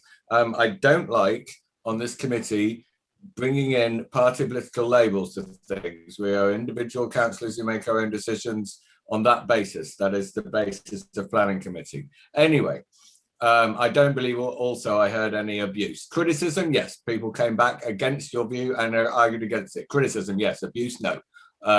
So we will move. If there are no more comments from councillors, we're going to move to the vote, and the vote is the proposal to go with the officer's recommendation of granting planning permission subject to conditions. Can I see all those in favour? 1, 2, 3, 4, 5. 5 in favour.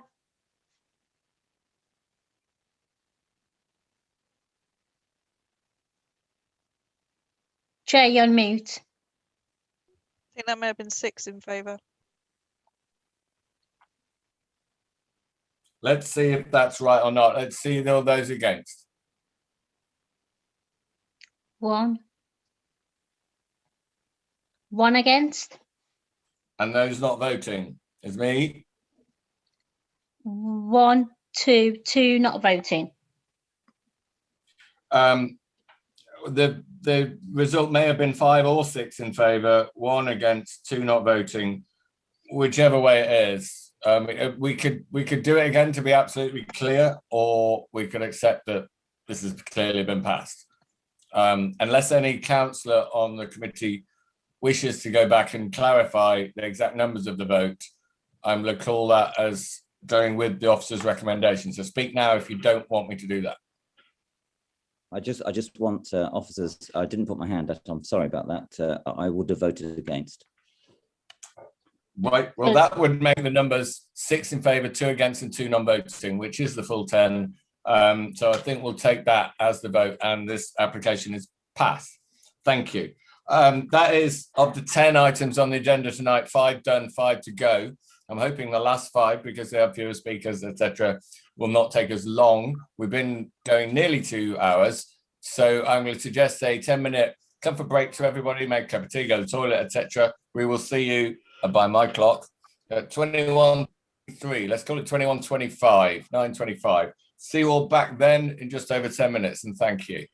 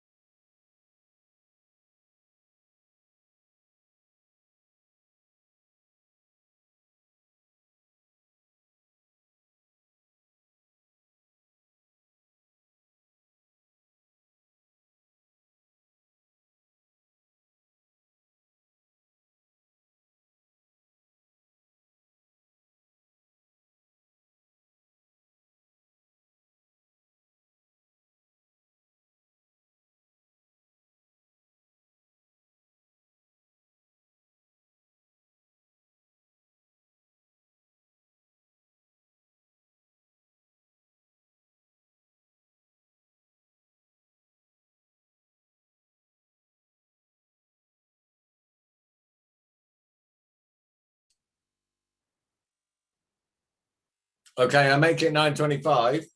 Are people ready to start coming back?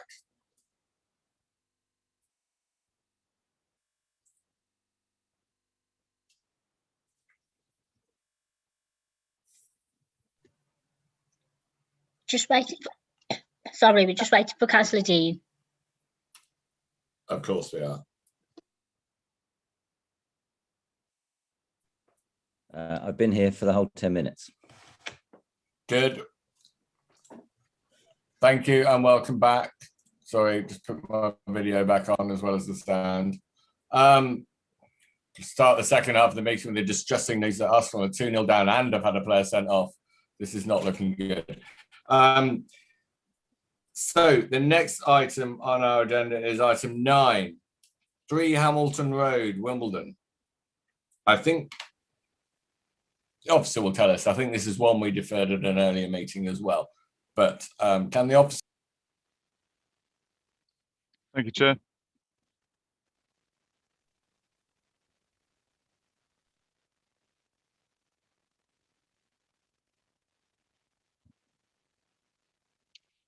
Members, the application is at 3 Hamilton Road, which is a mid-terrace residential property.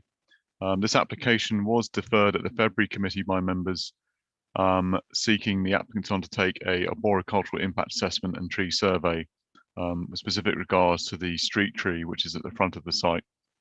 Those reports have been done, and we've reconsulted on those reports, including the council's tree officer and the street tree officer, with their comments within the report. As a reminder of the application itself, the application is for extensions and alterations to the existing property, including a basement under the property and under the rear single-storey extensions. So a typical traditional mid-terrace house within the road. Proposal, the basement would be full footprint under the house and under the single-storey extension above, and also a front light well and a rear light well would be formed. The single-storey extension would be here. Looking at some of the elevations, so the single-storey extension with a traditional single ridge and brick appearance, with roof lights extending down the side and on the rear section. Section plan, really just showing the extent of the basement.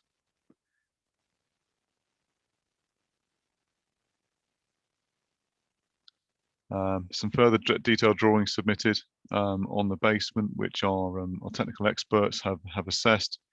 Our structural engineer and flood risk officer in terms of the basement's acceptability. And an extract from the tree survey that was undertaken, really showing the relationship between the proposal and the street tree at the front. The tree protection plan would include protecting the rear tree and the front tree. So there's the rear tree here. And at the front, this is the street tree, which has been looked at. So with the arboricultural report and tree survey submitted, our tree officers have looked at that and remain satisfied that the proposal can be accommodated without harming the tree. I've drawn members' attention to the modification sheet where we recommended an additional informative following some of the street trees officers' comments there. Overall, Chair, officers remain happy with the proposal and recommend permission be granted. Thank you. Thank you very much. We have one speaker on this. I hope you're here, Emma Bertuzzi.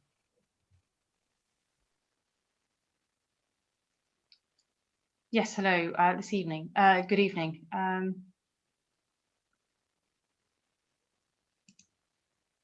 Can you? Yes, we can hear you. Please go ahead. Thank you. Sorry. So good evening. I appear on behalf of myself and many other residents on Hamilton Road who have objected to the application and who are watching this evening. Councillor Ben Butler spoke on our behalf at the last meeting, but was unable to attend this evening. Our position was set out in full at the last meeting, so I intend this evening to concentrate on two key aspects. Firstly, the risk involved with this complicated development.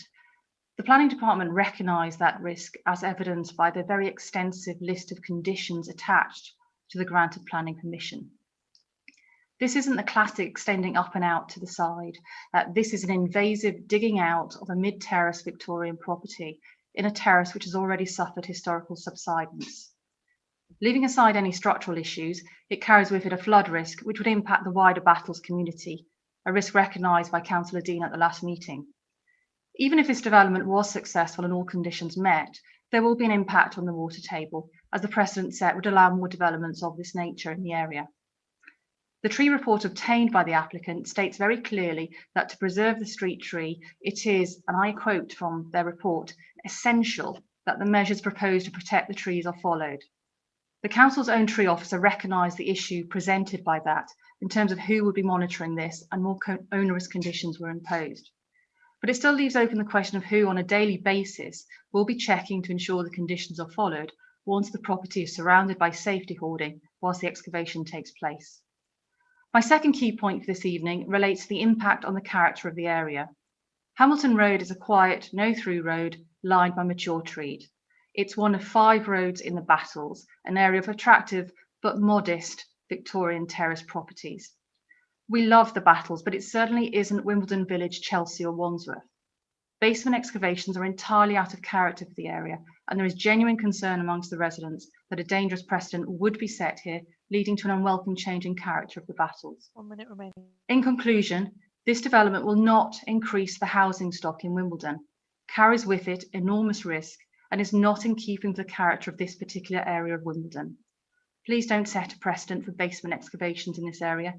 We would ask you please to refuse the application. Thank you. Thank you very much, Emma.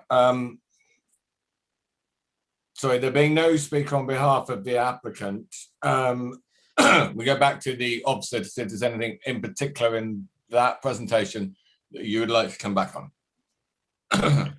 Chair, really in regard to the nature of the application, we acknowledge the basement is full footprint of the house and under the single story extension, a large project, but we have sought the careful advice from our technical experts, the council structural engineer and our flood risk officer in those aspects, and they have recommended further conditions to ensure the proposal can proceed in a safe manner.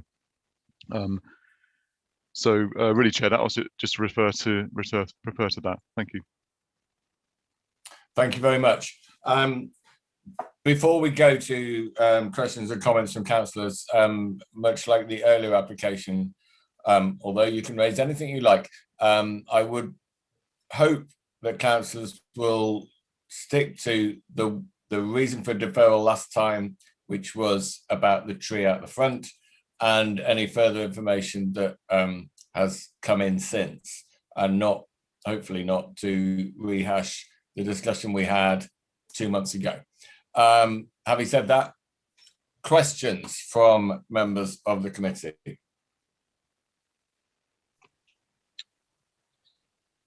I don't see any hands. Councillor Southgate. Councillor Southgate, please, Peter. Thank you, Chair. I'm looking at para 715, parking and highways. And the officer viewed that a car would not be able to park on site at the front. I mean, is that saying that if it could, it would be allowed to? I just have a worry here that somebody's going to try and squeeze a car onto the frontage and damage the street tree in the process. Can we, can one rule that or set a condition saying that no parking on the hard standing? Or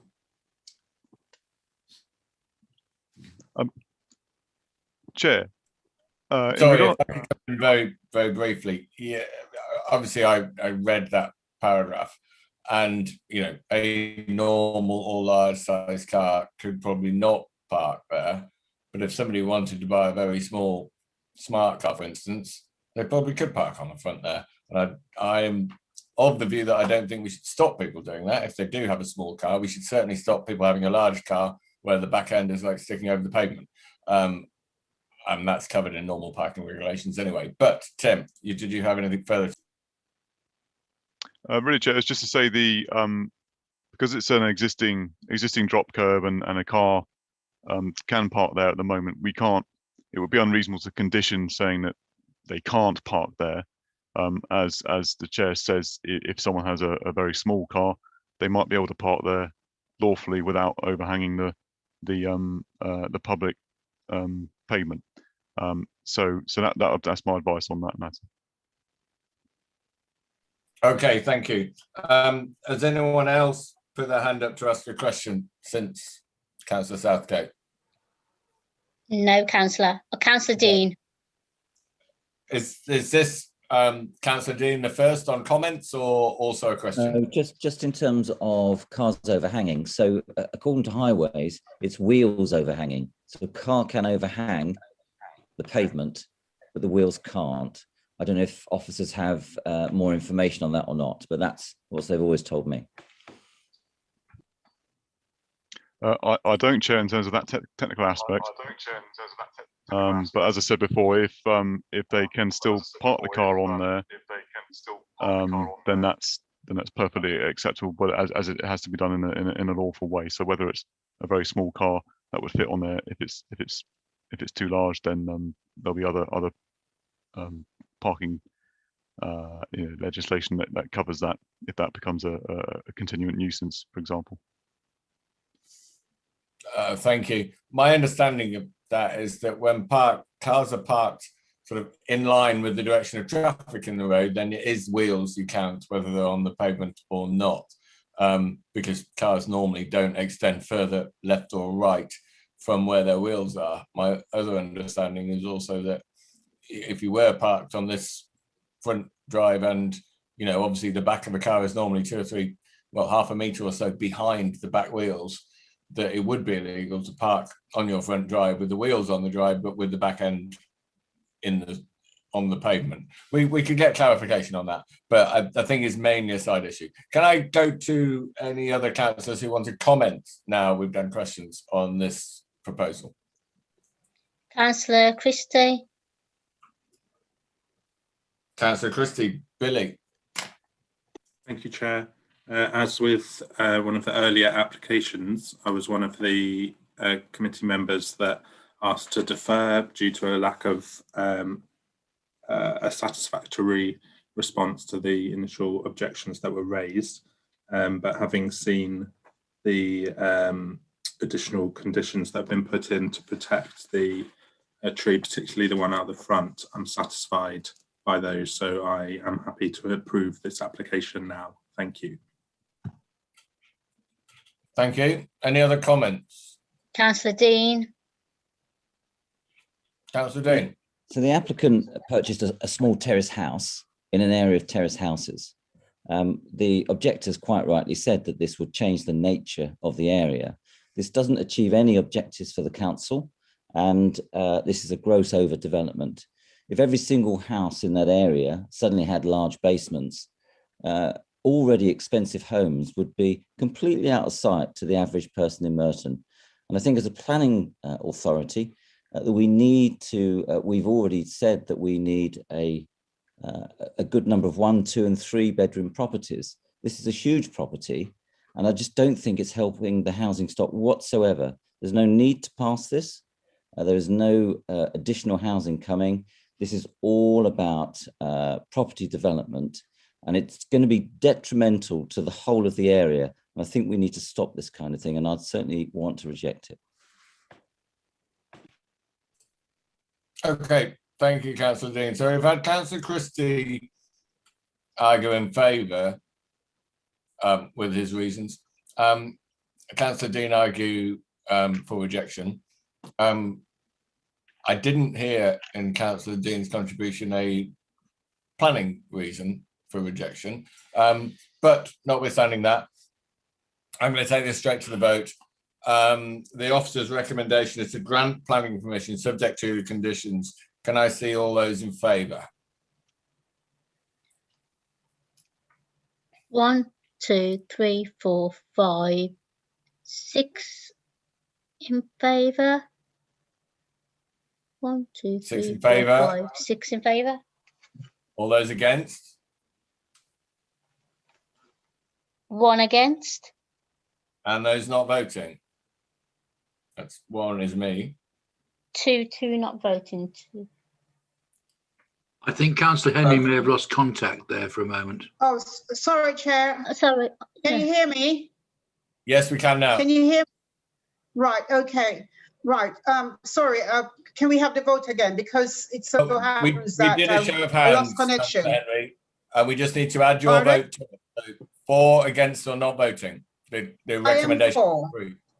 So that's 7, 1, 2. That's 7 in favour, yes, 1 against, 2 not voting. That application is passed. Thank you. Agenda, that was agenda 9. We're skipping 10 as there are no speakers, and we've already dealt with 11 first. So we now move to agenda item number 12, which is Princes Road, Wimbledon. Could the officer share their screen and give us their presentation on this one, please?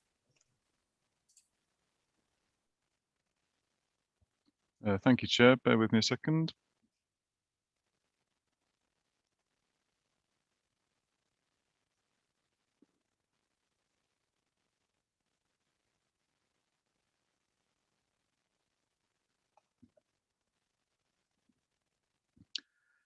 Thank you, Chair. Members, the application is at 19 Princes Road within Wimbledon. Currently comprises a 3-storey block of flats set within a residential area. The application itself is not a planning application. It is an application for prior approval under the General Permitted Development Order for an additional floor above an existing block of flats to create 2 one-bedroom flats. So you'll see set out within the report in terms of the officer's reference to the relevant sections of the General Permitted Development Order legislation in terms of the assessment that needs to be undertaken. So the application itself, so the cycle store proposed for the 2 additional flats will be within set within the existing building at ground floor level. Looking through the drawings, so the existing building, brick with clay tile hanging appearance, obviously a flat roof of its time, and the proposal is for this. So the proposal is for an upward single-storey extension. The design of the proposal is such that it's been set back and in from the front, rear, and side elevations. The proposal would have a roof overhang to give it a rooftop. It would be light grey rendered with glazing. So looking at existing at the rear and proposed at the top. At the rear, there would be 2 rear roof terraces to serve the 2 flats, and the height of the resultant extension would be just below the height of the ridge of the adjacent 2.5-storey property there. Views from the sides. So as I said earlier, it would be set back from the front and set in from the rear as well. And again, the other side section and a section drawing just showing how they would gain access, continuing the existing staircase upwards. In terms of the layout, the bedroom each would be at the front of the site, and the open plan living arrangements at the rear with 2 rear roof terraces. The flat roof at the front would not be used as an outdoor space. In terms of some site pictures and 3D visuals the applicant submitted with the application, up top is existing and then proposed below. There are some minor works to the external elevations in terms of replacing the tile hanging with brick slips to help improve the aesthetics of the building. So again, here from further south along the road, just really helping put it into context. This is, I've referenced here the previous appeal scheme from 2017, which was dismissed at appeal, which was a planning application for an upward extension. So the key differences between the current proposal and this one is a change in design. This one was a large mansard roof extension. It was set closer towards the boundary edges and the parapet wall was raised up. And also I've referenced here the previous refusal, which hasn't been appealed under delegated authority, which was a planning application again. This was a, as you can see, the box structure, full width nearly, and was of a different type of design. So really, Chair, that's just for members' reference in regards to those two previous decisions on the planning history in the report. And overall, Chair, officers consider the proposal to comply with the permitted development legislation and recommend that prior approval is granted. Thank you.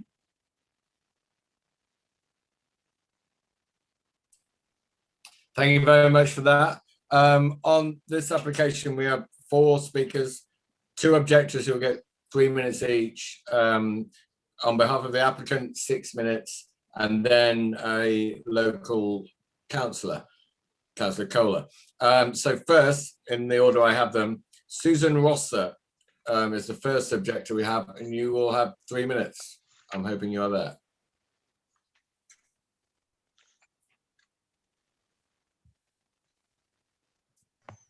Thank you, Chair. Can you hear me? Yes, I can. Yes. I want to speak against the application, including on behalf of some of the residents at number 19. I actually live at 24 Princes Road, which is the house directly opposite.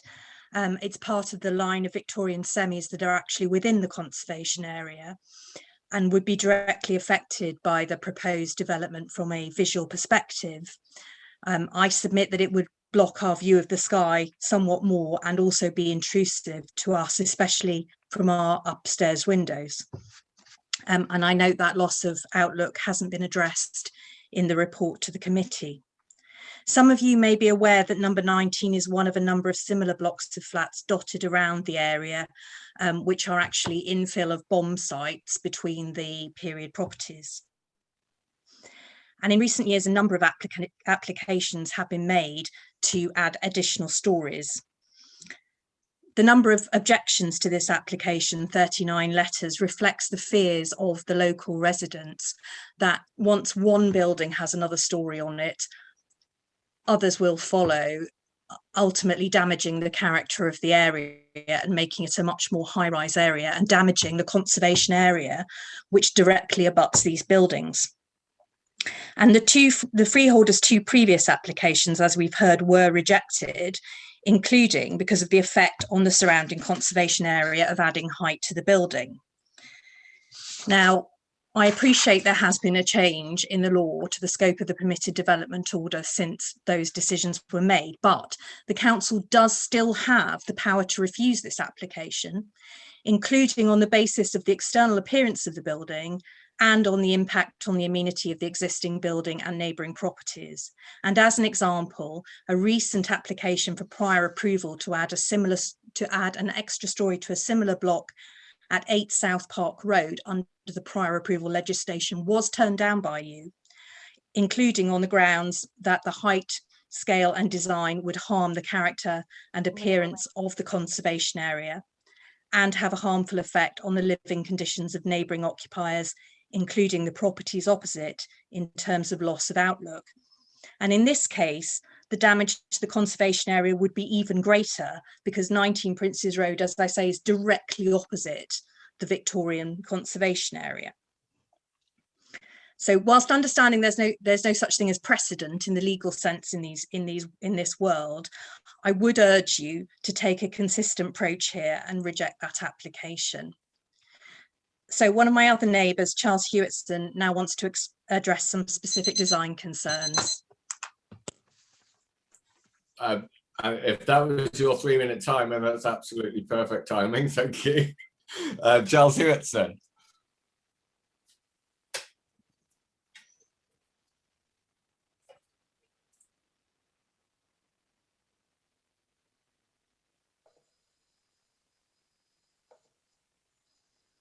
Can you hear me now? Is Charles with us?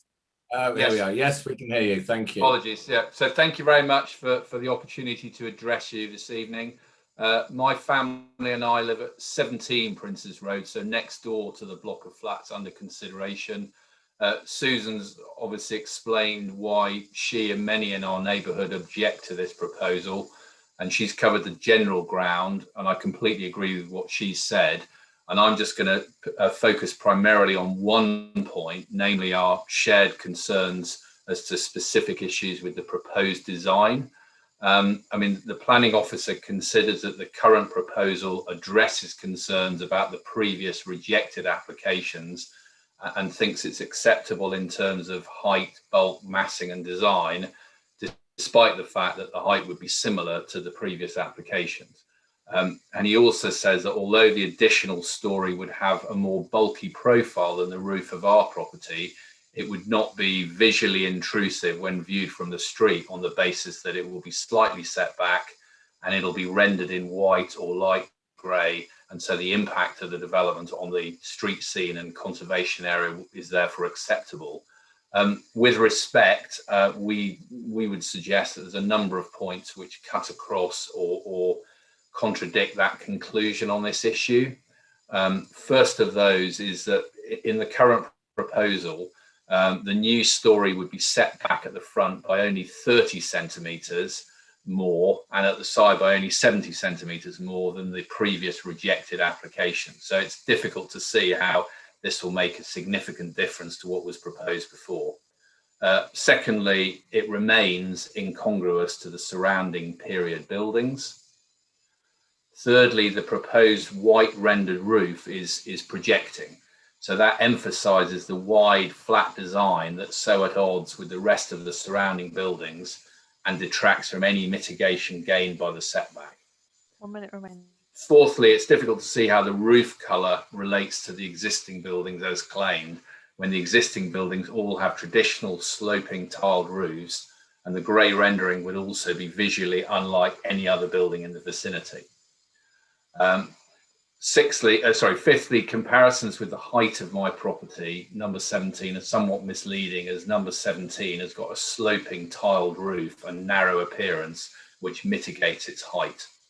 And then finally, we'd also note in relation to the previous application to add a story, that the inspector compared it very much to number 21 rather than the 17, which is a much smaller 2-storey building. That's not covered in this memo. And previously it was made clear, and I quote from the previous report, the proposed increase in height at this location would be clearly at odds with the more modest development immediately neighbouring the appeal site, which would create an overbearing and unneighbourly form of development. And we say that's exactly the same here. So those are my primary points I wanted to make. Of course, living next door, we've got particular concerns, but I obviously wanted to focus on the shared concerns of the neighbourhood. Thank you very much. Thank you. Thank you very much for that. On behalf of the applicant, we have Daniel James, and having had 2 objectors with 3 minutes each, you may take up to 6 minutes. Are you there, Daniel? Hello, can you hear me? Yes, I can hear you. Perfect. Okay, thank you. The proposal is to create 2 one-bedroom flats on the roof space of 19 Princess Road. This application is different from normal planning applications as it is submitted under the new permitted development legislation, which came in last year. The application can therefore only be assessed under this legislation, which comes in 3 parts. First, what is permitted? The construction of up to 2 additional stories on top of a detached block of flats. We are only proposing 1 story. Second, what is not permitted, and confirmed in the committee report, it states that we do not fall under any of these points. Third, and most importantly, conditions. The key ones are transport and highways. This site is located in a PTAL 6A, it is close to buses, trains, and underground, and will be permit free. External appearance of the building. The existing building is a dated 1970s block. The proposed design has carefully been considered to improve and modernize the overall building. The addition is clearly subservient to the host building by being stepped back from the front. The shape and materials finish off the building, creating a lightweight look and overall an enhanced external appearance of the building. Amenity of existing buildings and neighbouring premises.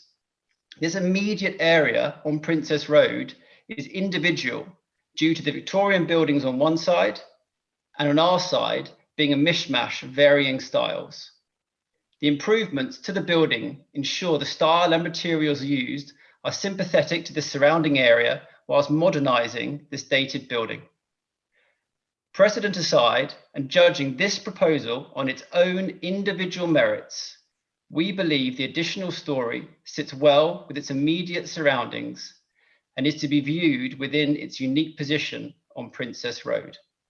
Furthermore, there is no overlooking of properties to the side due to there being no windows. A daylight and sunlight report was submitted and passed. The nearest properties to the rear are over 60 metres away and 27 metres away on the other side of the road. We therefore, under the legislation, have a compliant proposal which the committee report also confirms. Prior approval should be granted as recommended, subject to the conditions proposed and with a Section 106 agreement. That is all. Thank you. Thank you very much, Daniel. That's the end of the contributions from an objector and applicant. We now have local ward councillor Paul Kohler, who would wish to add his comments. Thank you, Chair. You know the history of this site: 2 failed applications and a failed appeal. The developer lost 3 times for the same reason, because the development's excessive height would have a detrimental effect on neighbouring properties in the South Park Gardens conservation area. That was, of course, before the applicant was emboldened to try a 4th roll of the dice after the government's decision to remove the need for planning permission in such situations. Now, I do not doubt that the new regulations severely limit the role of planning departments, this committee, and the wider community in such circumstances. However, as you've already heard, external appearance and impact on amenity are still issues that have to be considered before a certificate of prior approval can be granted. My submission to you this evening is that even though your powers are now more limited than they were, you still have ample ground to reject the application under both these criteria. Charles has already quoted what the inspector said about the excessive height. What he was saying, in other words, was both the appearance and the loss of amenity occasioned by the increase in height were unacceptable.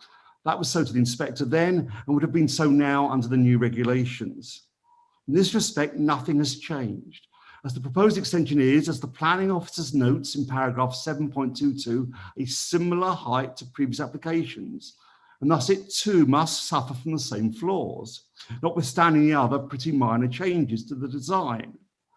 The planning officer takes a different view, of course, suggesting that setting the extension some 2 feet back and 1 foot further in makes all the difference. We're talking about this and this, when of course what the inspector was talking about was, well, I can't reach as high, of course, but the excessive height, and that hasn't changed at all. In short, as both the council said in 2017 and 2020, the inspector echoed in 2018, the height of this development was unacceptable from the perspective of both appearance and amenity. And thus, this must still be so under the new regulations. 1 minute. Finally, can I ask the committee to give consideration to the wider locality? There are at least 10 blocks within 300 metres of Princes Road, the freeholders of which are all waiting to see what you decide. Thus far, the council has taken a robust approach under the new regulations to the 2 previous applications in Trinity. I would urge you to do the same tonight, as otherwise this ward and much of Wimbledon will become dominated by overly tall, purpose-built flats out of kilter with the neighbouring properties. Thank you, Chair. Thank you very much, Paul. Before I go back to the officer on this, obviously, Councillor Kohler there and the other 3 speakers all made some very similar points, but from other sides. And it is about the fact that applications for this site were rejected in the past. And now we have new rules on permitted development about putting another story, or possibly two, as was pointed out, on top of existing blocks. Kind of ties our hands a little bit. Although, as Councillor Collar has just said, not completely. So I would like to invite the officer to come back to comment on those 4 contributions we've just had, but also, you know, we had grounds to refuse applications on this site before the new law. What grounds could we have if we were minded to refuse within the new laws on permitted development? And how much more difficult would it be for us if we were minded to refuse? I think that's, I'm having a question from the chair before we've even opened questions, but there we go. Officer, please. Thank you, Chair. Members, really, in relation to the comments raised, yes, there's planning history on this site, but that was before the government have introduced its new permitted development rights, which does allow for up to 1 or 2 additional stories above blocks of flats. So it does leave it to interpretation on some of the main criteria, as you can see within the report, such as the criteria on the appearance of the building. So that is a matter of judgment that we are faced with these proposals. But the clear intention is, with the permitted development rights, is that it is a permitted development right that can be exercised. So we have looked at the previous appeal decision scheme and the previous delegated refusal scheme as well. But we feel that the current scheme has done enough positive changes in its design and its size for us to warrant an acceptance of it in terms of the appearance of the building under that particular criteria. So you'll see within the report that the officer has gone through that assessment, and we have concluded that we recommend for our approval be granted. There have been some of these applications within Wimbledon which we have refused. Some of these have been for up to 2 stories, but each application has to be judged on its merits. And this application we are finding in favour of. So really, Chair. So in terms of the, as you say, sort of grounds under this type of assessment, I think what I really say is that it's a clear intention with the permitted development right handed down by the government. So that is the intention. So it is not a planning application, but it is an application for prior approval under that permitted development legislation. So what I say is the intention is there for these types of applications to come forward, and we consider, with the design changes here compared to the previous refusals, we consider to be acceptable. Thank you. Thank you very much. Okay, now I'll move to members of the committee and any questions of clarification on the report that you may have. Councillor Rosanna, Crowe, Councillor Alabritis. Councillors Crowe and Alabritis, right, in that order. So, Councillor Crowe. Thank you, Chair. With reference to paragraph 7.7 of the report, that seems to list the 8 matters which we could consider in relation to this application. And at the subparagraph or paragraph G, it talks about overlooking, privacy and loss of light. Now, Mrs. Rosser talked about loss of outlook, and I'm not really clear whether loss of outlook is a material planning consideration for us here, because it isn't mentioned in paragraph 7.7. So my question to the officer is this a matter we should be considering? So, Chair, in terms of the impact on neighbouring amenity, whilst the legislation does narrow down those 3 issues, it words it in a way, it says including overlooking privacy and loss of light. So it's the normal other factors such as overbearing impact could be considered, and loss of outlook. What I say with loss of outlook is it gets to a point where, well, is it a loss of a view rather than outlook? The scheme is, yes, it's opposite houses, but it is across the road in very normal road to house, front to front relationships. The proposal is set back from the front. It's of a limited increase in height to gain the additional story. So we've concluded on that basis that the scheme is acceptable in terms of its impact on neighbouring amenity. And yeah, I'd draw your attention to the officer's assessment within the report.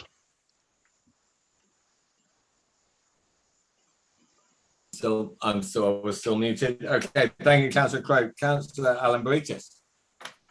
Thank you, Chair, and I want to thank Tim Bryson for advising us accordingly on this. He's constantly used the word clear intention of the recent legislation passed only last year by the legislature.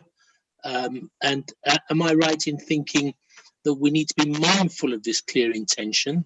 That's my first question to Tim. And actually, under the legislation passed only last year, that this developer, this applicant, who spoke passionately about investing in the London Borough of Merton, Daniel James, and I want to thank them for that, actually could have built 2 floors on this property rather than 1. The legislation would have allowed them to build 2 floors, not 1. Thank you, Chair. In terms of the legislation, I think in terms of being mindful of it, I think the key thing is that it's the government have introduced this legislation to give perhaps greater flexibility for building owners, and to look at these types of applications, I guess, in a sort of more positive light in a way, utilizing rooftops above existing blocks of flats. And could they have built 2 floors? That would be subject to a separate application and a judgment assessment made at that time. Okay, thank you. I think that's all the questions. Before we go to comments, I mean, obviously, in everything we do on Planning Application Committee, we are bound by legislation, planning legislation, much of which has been in place for many years and some of which is very new. We are bound by that legislation, but not completely. We still have room to make our own decisions, which is why this is before us. So I'll offer it open now, having completed the questions, for comments from any members of the committee. And Fazana will advise me who is that. Councillor Draper, Councillor McGrath. Councillor Southgate, is your hand up, or? Yeah, Councillor Southgate. Okay, Draper, McGrath, Southgate, in that order. Thank you very much indeed, Chair. And I hope this isn't going to be too unpopular thing to say, but I'm going to kind of contradict what Councillor Curler said.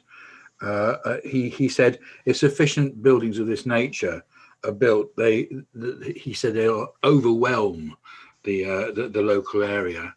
Actually, they won't overwhelm the local area. They'll become the local area in exactly the same way.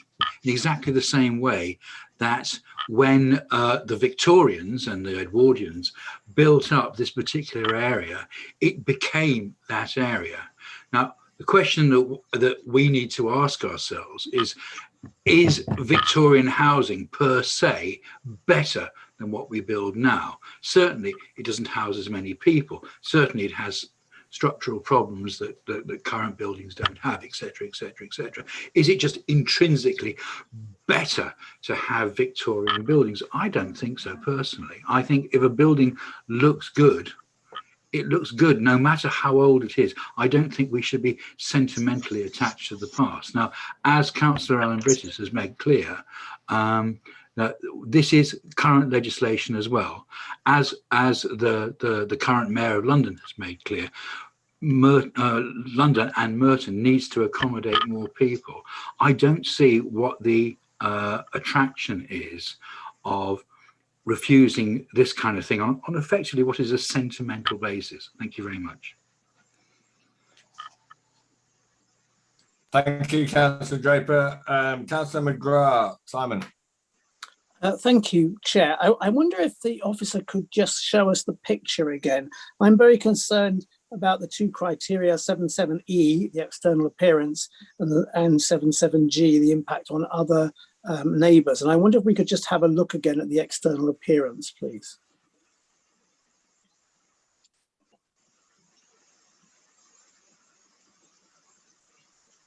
So the elevations, so this is proposed front. Yep. Existing rear and proposed rear. And then there was the real life one as well. Could we just see that one again? So there's two. So there's put forward by the applicant these images, existing proposed and then existing proposed. Fine. So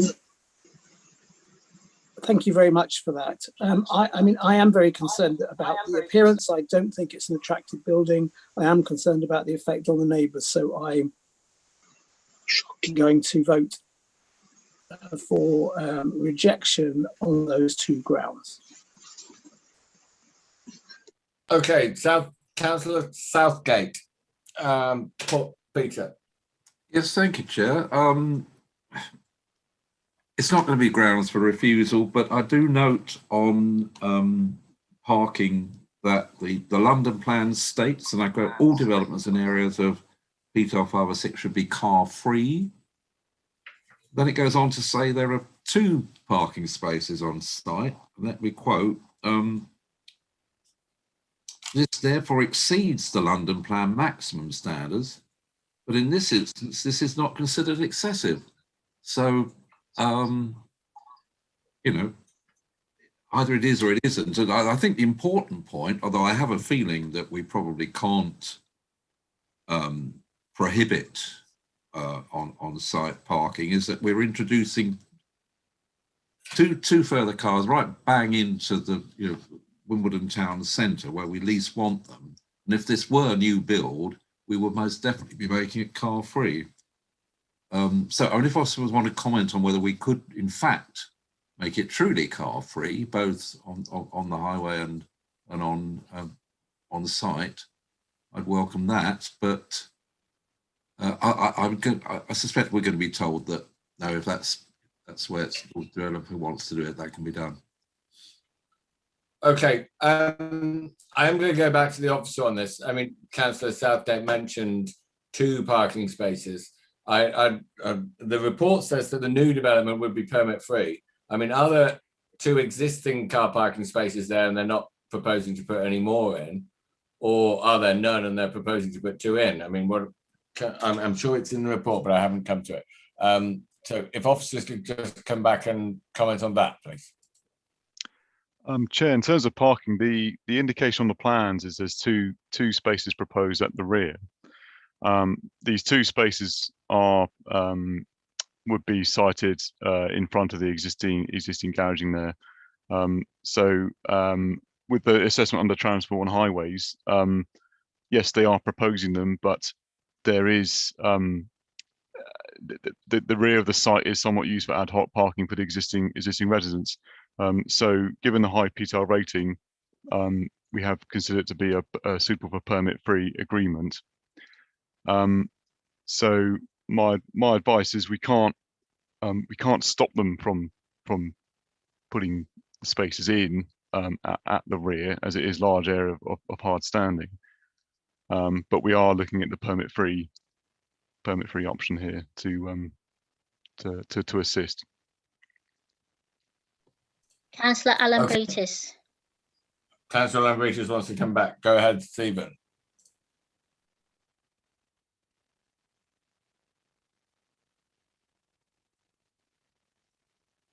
thank you for that, Team Bryce, and the clarification of the parking issue and the permit-free parking. That's very, very helpful. I would like to remind everyone I will be voting for this. I think this is something that the government wants us to do. It's got legislation in place. It's urging us to do this, and we need to do this. And also, let's not forget Daniel James's point that rear of the property 60 metres away, on the other side of the property 27 metres away. We as planning authorities look at developments with a few metres away from each other. This is good. This is what the government wants, and this is what it's asking us to do, and we should do it. It's all there for us to vote for. Thank you very much. Okay, any other comments from councillors? If not, I will move it to the vote. The vote is on the officer's recommendation to grant prior approval, taking into account that we have much less wiggle room because of the new legislation that has been passed on what we can and can't do. But the proposal for officers before us is to grant prior approval for this scheme. Can I see all those in favour? 1, 2, 3, 4, 5, 6. And all those against? 1. Am I just seeing one hand? 1. And not voting. Myself? 3 not voting. 3 not voting. That adds up to 10. 6 in favour, 1 against, 3 not voting. We have agreed. Sorry, to Chair. I think, Chair, I think Yes. Councillor Quinn frozen. Well, I have 10 votes and there are 10 members, and whichever way, there are 3 non-voting, 6 for, 1 against. It's clearly in favour, so I'm going to call it passed. But thank you, Jay. That was item 12. We now move to item 13, 18D Ridgeway, Wimbledon. And could the relevant officer present on this, please? Thank you, Chair.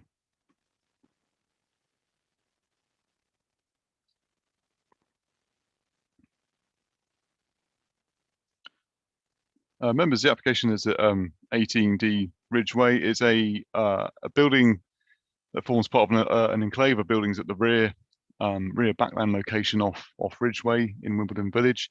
Wimbledon Village High Street is just here, as you can see with my cursor. The proposal is for a change of use to the building itself. It's a single-storey building. Sorry, Tim, I can only see your face and not your shared screen at the moment. Apologies. I forgot to press share screen button. Bear with me.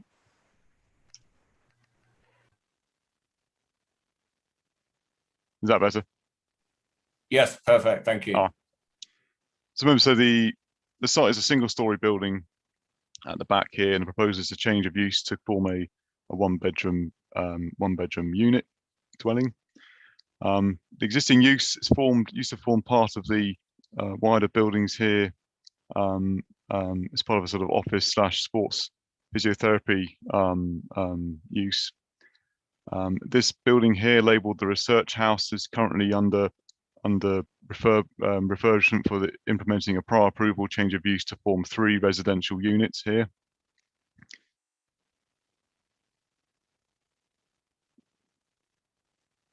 Looking to the existing building, it's kind of an unusual shape. You'll see from my site pictures. Simple entrance and then essentially two large rooms. Flat roof, brick design. There's no external changes proposed to the building itself. In terms of the layout, open plan living on one section of the building and then bedrooms on the other, single bedroom on the other. And the proposed elevations here with no changes. So the existing building itself, this is it here. As I said, a lot of unusual shape. It is proposed to have an outdoor terrace taking up part of the existing parking space here, and then have an allocated parking space here for the for the building for its use. So there, and looking down the side here.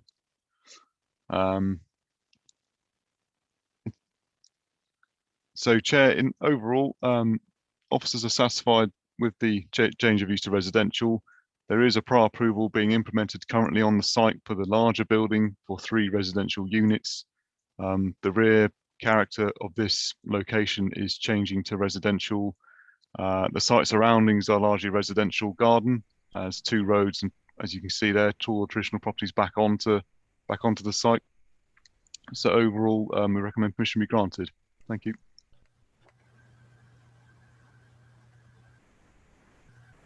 Thank you. We have 2 objectors and the applicant to speak on this one. So first, Pierre Leclerc. Thank you. Good evening, councillors. I hope you can hear me well. I'm objecting actually to the application. So to plant the landscape, 18D Ridgeway, for which actually the application of change of use was up to recently a thriving business employing 7 people. The tenant, actually Dynamicor, was operating as a physio, sport injury, and Pilates center.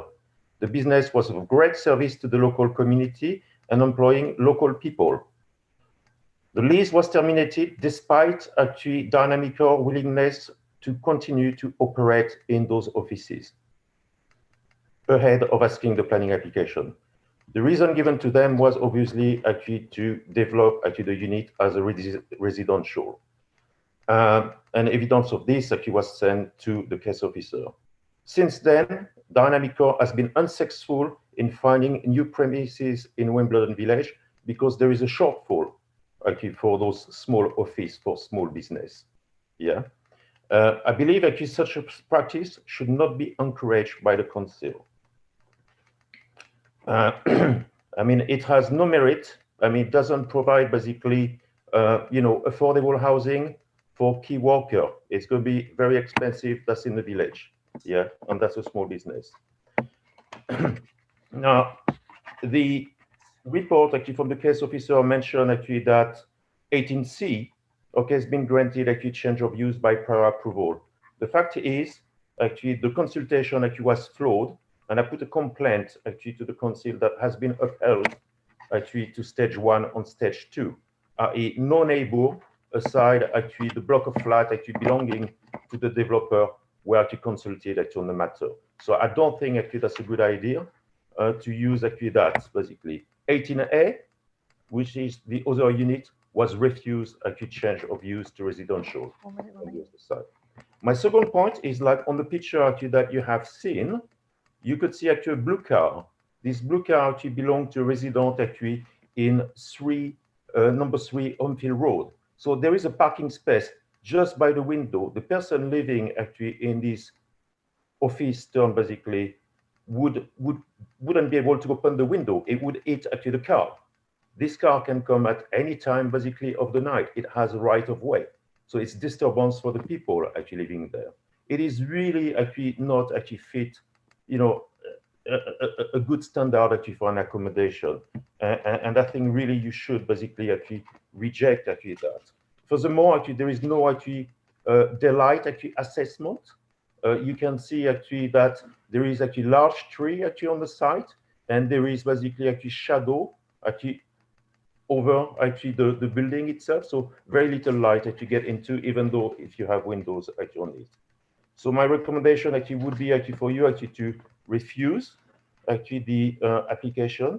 And I would also stress that I have put actually a complaint because 18C basically has had actually is in breach basically actually of development law. There's been actually a Velux added to it. There's been 4 antenna basically on it and 3 satellite dishes for a place that has only actually 3 flats. By law, it should have gone actually so planning regulation to get actually this Velux on top. So I would ask you actually if you were going to approve to put actually condition actually for that building as well to make sure actually that no change to this exterior appearance is being made. But personally, I think that would be unfit for anyone to live in there. That's all I have to say. Okay, merci beaucoup, Pierre. Yeah, pas de quoi. The next speaker we have is, Mary Fitzhenry.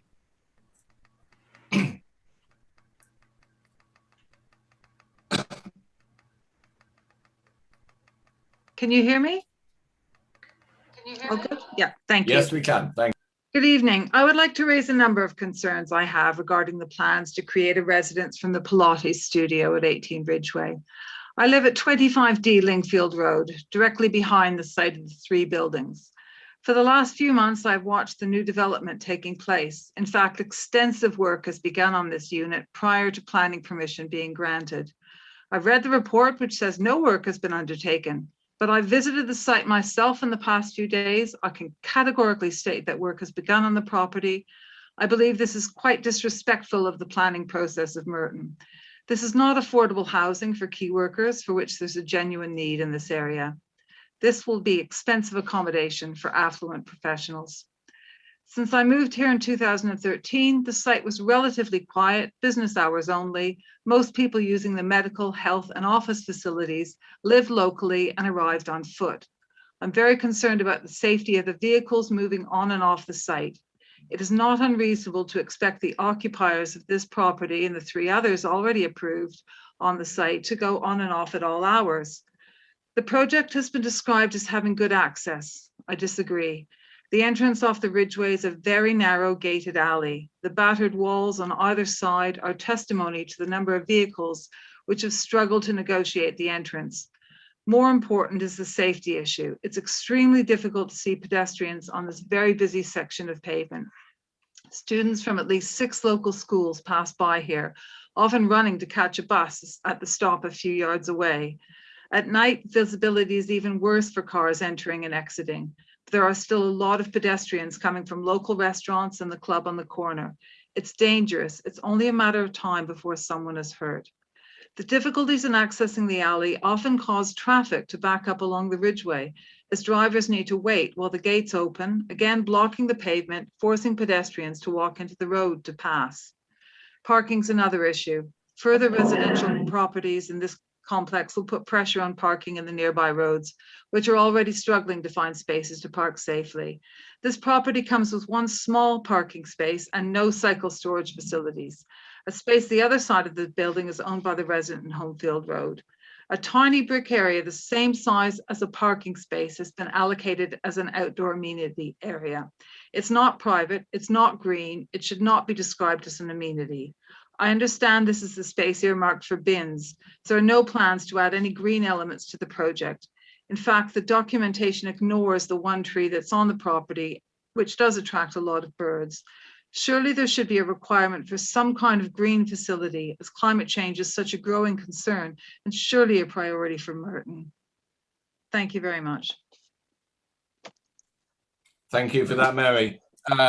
Having had 2 objectors with 3 minutes each, the applicant, Roger Kirby of Fleetwood Developments Limited, can have up to 6 minutes. Are you there, Roger?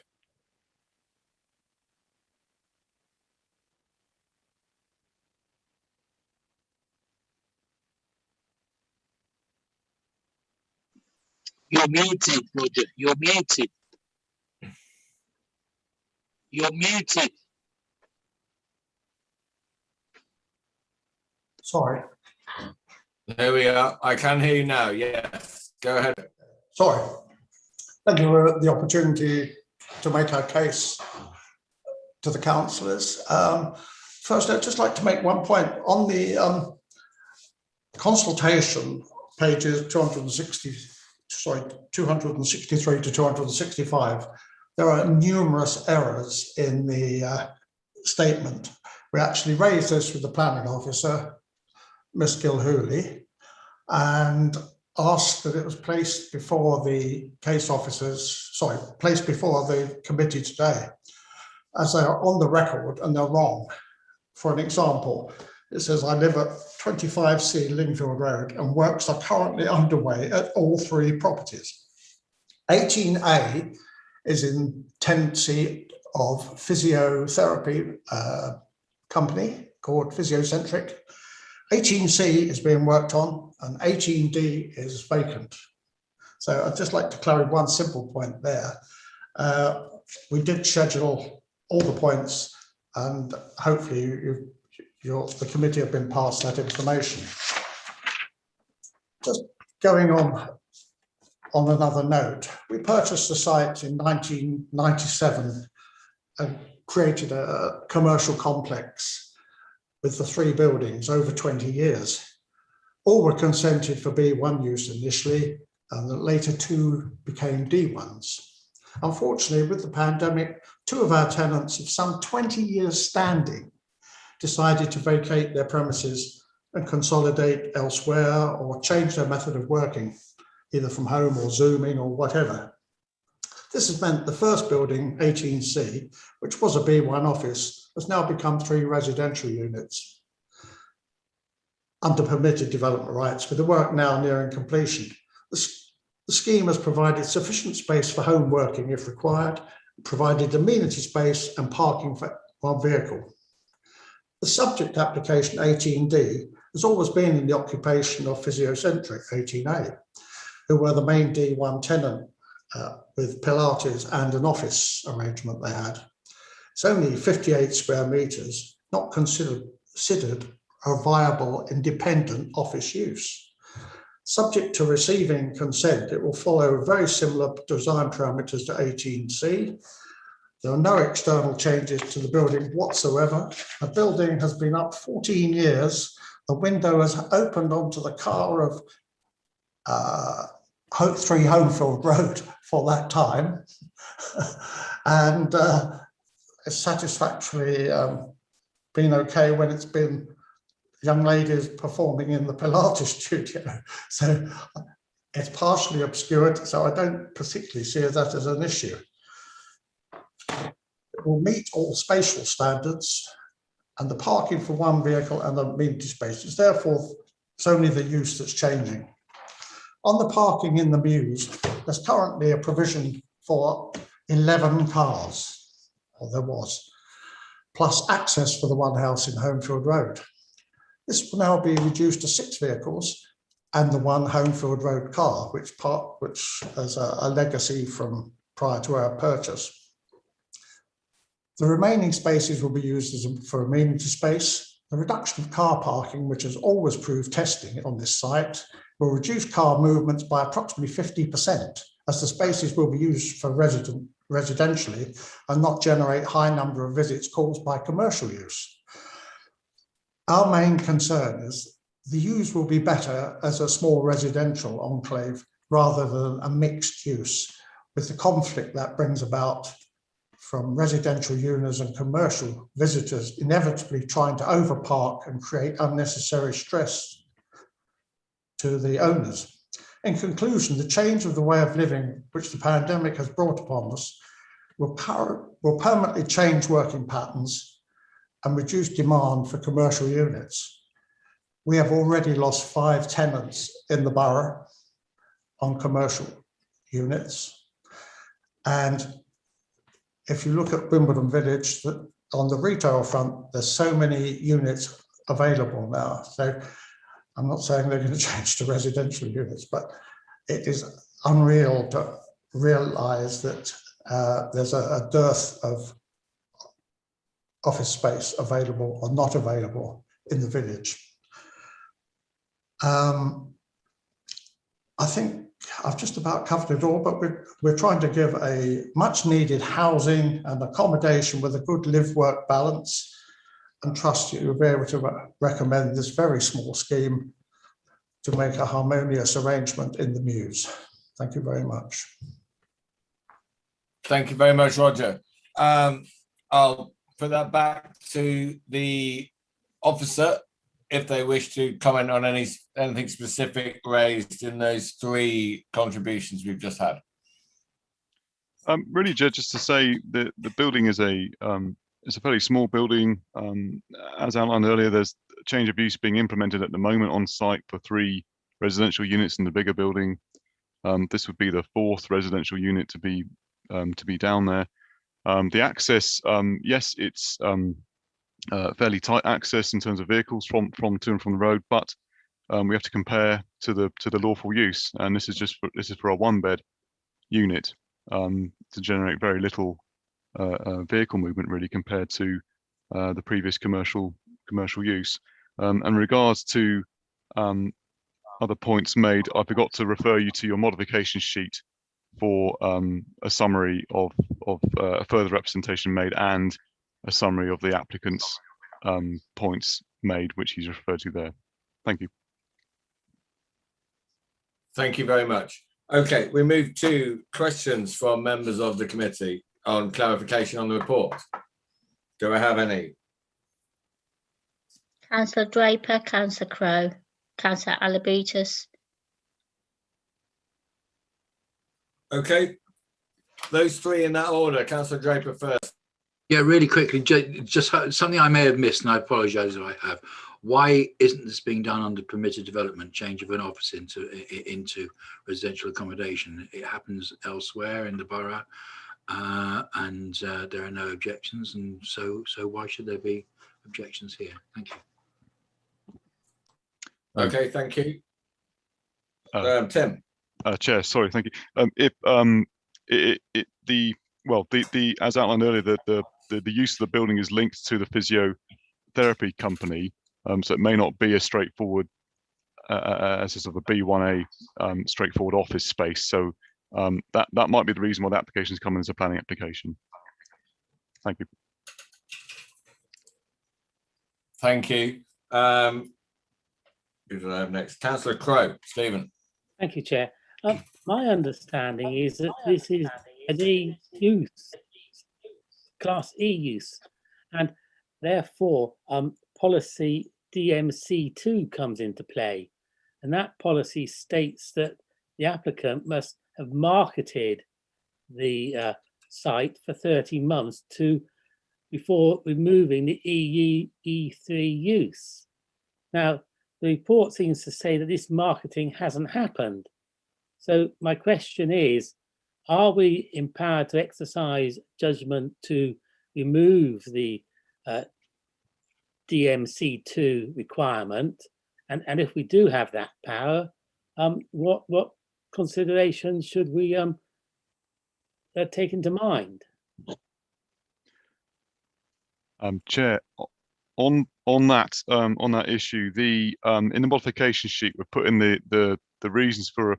There was a previous application to extend this building upwards with an additional story and convert it to a residential unit, so to make essentially a 2-story house.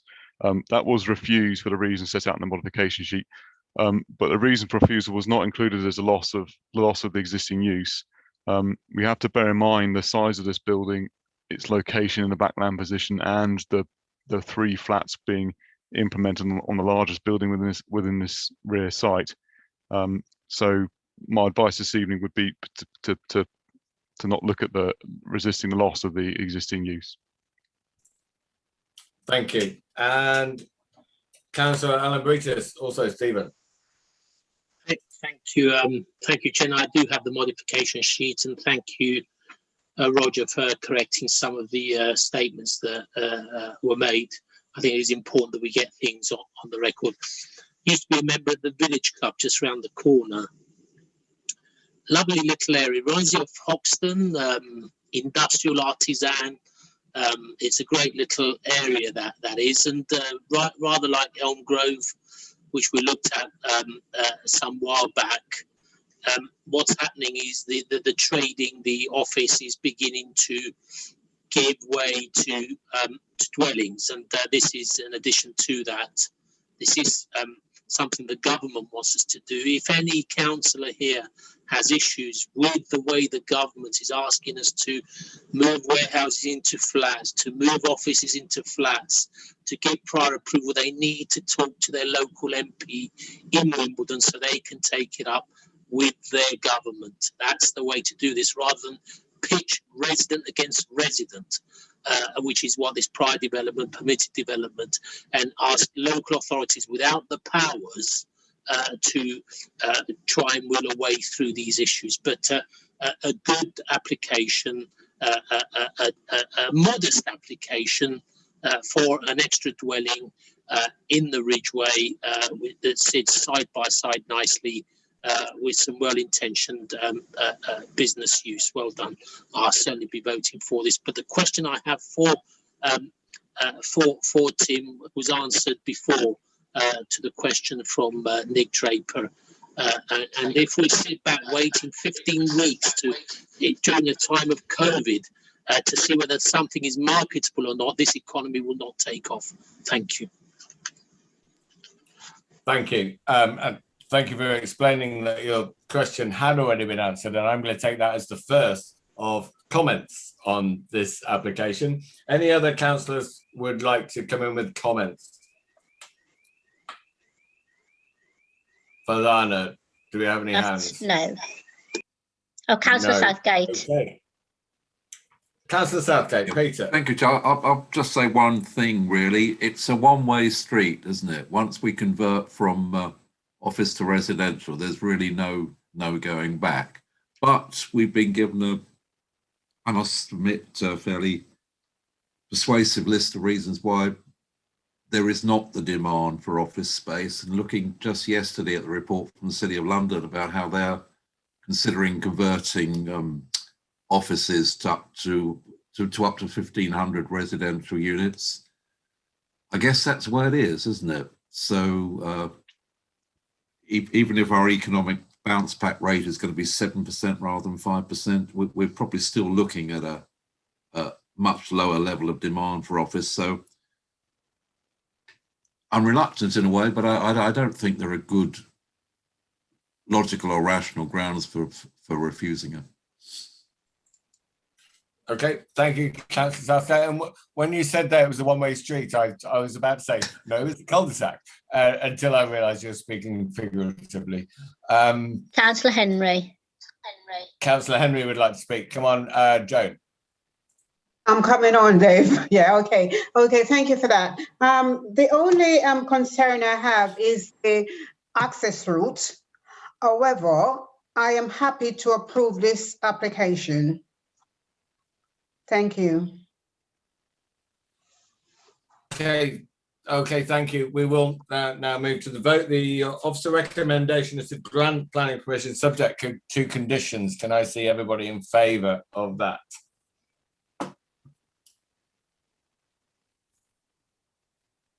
Nine in favour. Okay, I'm going to assume that there are therefore none against, and my one not vote. 901, that recommendation is approved. Agenda item number 14. And yep, my other computer has shut itself down, but I have it in front of me. It's 51 Streatham Road. Thank you. In Figs Marsh ward. But oh yes, yep. Here we are. I'm back up. We do have speakers on this, but first, I think this is Jonathan. Yep, thank you. Would you present on this, please? Yep, thanks.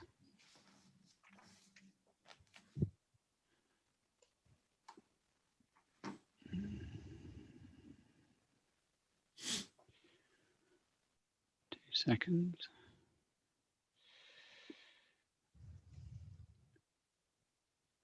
Right.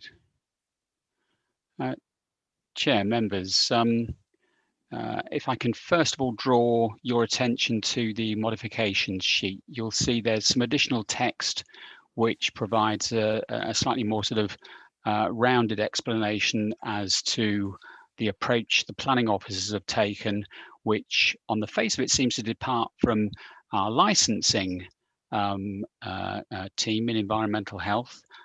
But hopefully you'll be supportive of the more robust approach that planners are taking in this instance.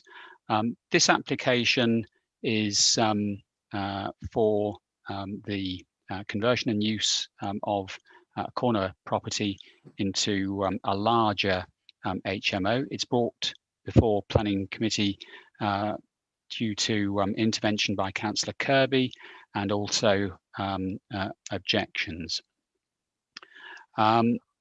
You'll see that the proposal, if you sorry, let's just take you through the.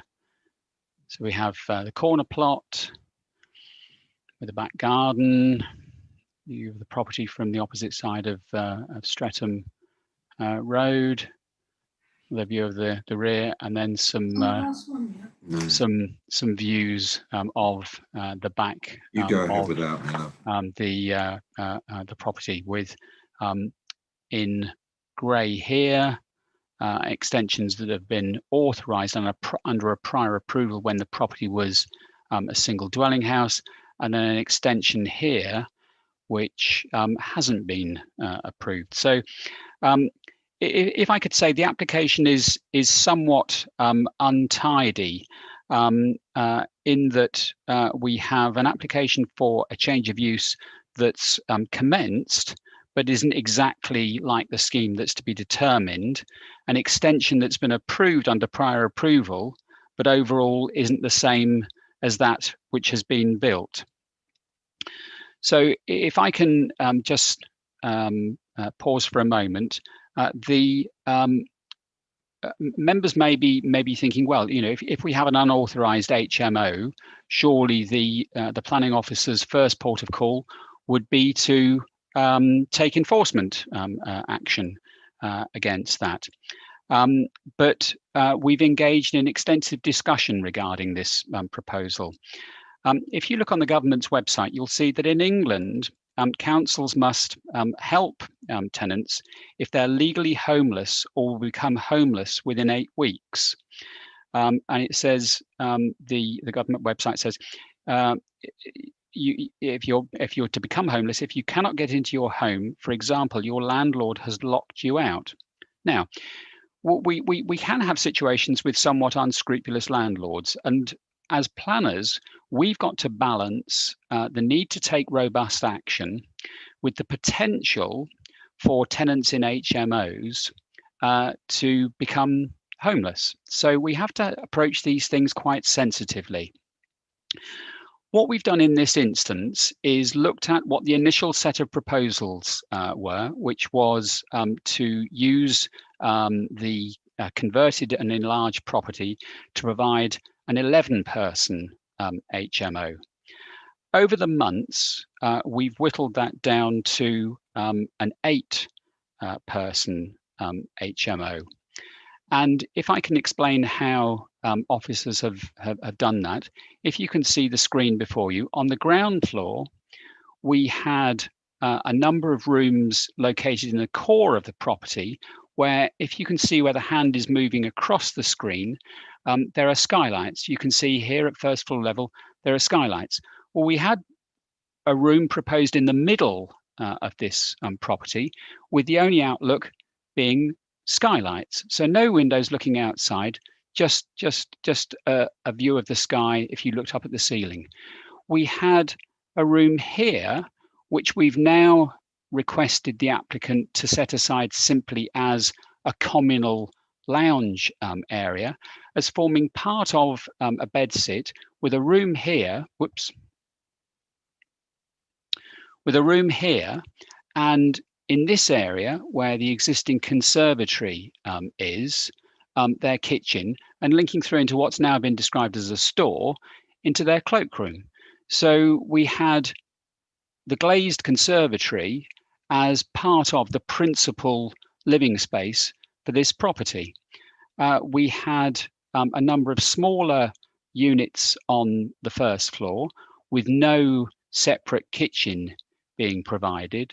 So what I would like to assure members in this instance is that officers have taken a pragmatic, but I believe robust and practical approach to balancing the acknowledgement of the London plan that HMOs provide a valuable source of housing, which falls between the affordable housing categories and more conventional market housing. Officers have gone through the various steps of assessment, and whilst we recognise that there are a number of HMOs in this particular ward in the borough, We've looked at the stretch of Streatham Road as a whole, and we've exercised judgment and don't believe there's an over-concentration of HMOs that would be harmful to the character of the area. We've looked carefully at the standard of accommodation. As you'll see, the matters that were considered by the initial HMO license application didn't relate to the scheme that we've now got before you. We've looked at issues of parking, and what we've sought to do, because the applicants still got to remodel the property before they can effectively continue the use, is we've drafted what I've called a number of bespoke conditions at the end of the report, requiring the applicant to carry out certain remedial works, including the demolition of the conservatory within a number of months in order for this use to continue. So officers acknowledge that there have been a number of objections to the proposals, but I hope that members can appreciate that we've sought to negotiate practically and pragmatically to secure a suitable outcome. Thank you. Thank you very much for that, Jonathan. So just going back, yep, we have 2 objectors to speak here and the agent. So we'll go straight to that. The first objector on my list is Gina Defarge. Chair, both objectors have left the meeting. I have contacted one of them and he said the meeting was going on long enough and it was too long, so they both left the meeting. And the agent emailed saying he didn't want to attend the meeting. So we've got no speakers. Okay, that is fair enough. I will move straight then to questions from members of the committee. Can we see if there are any hands? Councillor Christie. Okay, just Councillor Christie, Billy. And Councillor Draper. Thank you. Thank you, Chair. Could Jonathan, could you just explain? Well, I think at the start of your presentation, I think you referred to the idea that because the council has a duty to help people who become homeless, we're potentially being asked to approve this application to turn an unlicensed existing HMO into an approved HMO. Is preventing homelessness in an existing unlicensed property a planning consideration? Chair, Councillor Christie. At the moment, the property has secured licensing because the licensing officer, it's a bit like when somebody makes an application under the building regulations. The council's officers, although it's rather uncomfortable, can certify that certain works meet the building regulations, but they may not have planning permission. It may seem a bit perverse to an outsider, but that's the situation that we find ourselves in. So we're not being asked to endorse an unlicensed HMO simply because of somebody sort of doing something without permission. That's not the case. Corporately, it's very important for planners to consider all aspects of how decisions can impact on other council services. And that has to form a backstop when considering practical and pragmatic assessments of proposals such as this, where you have an HMO. Where you have government guidance which indicates that councils have that duty to help people who become homeless, I've simply flagged up, and I'm not suggesting that this is the case here, But were you to have an unscrupulous landlord, there could be a situation could arise where perhaps tenants, through no fault of their own, could become homeless. And I'm simply suggesting in this instance that planning officers have, rather than approached taking enforcement with a big stick, have sought to approach this both pragmatically and sensitively. So that's all it is. We recognise that at the moment there are a number of people living in the property. We recognise that the use is unlawful, but the National Planning Policy Framework requires or encourages planning authorities to work creatively and proactively to find solutions. And that's all we've done in this instance. So I wouldn't wish you to think that we were somehow bending to the actions of somebody who's carried out a conversion without planning permission. I've simply tried to encourage the case officer in this instance to take a long, hard look at this. And I believe that over a number of iterations of the plans which were before us, we have nudged this scheme from something that was, I think, refusable to something which now I believe is approvable. Thank you. Okay, thank you very much. Councillor Draper, you had a question. And I'm on mute.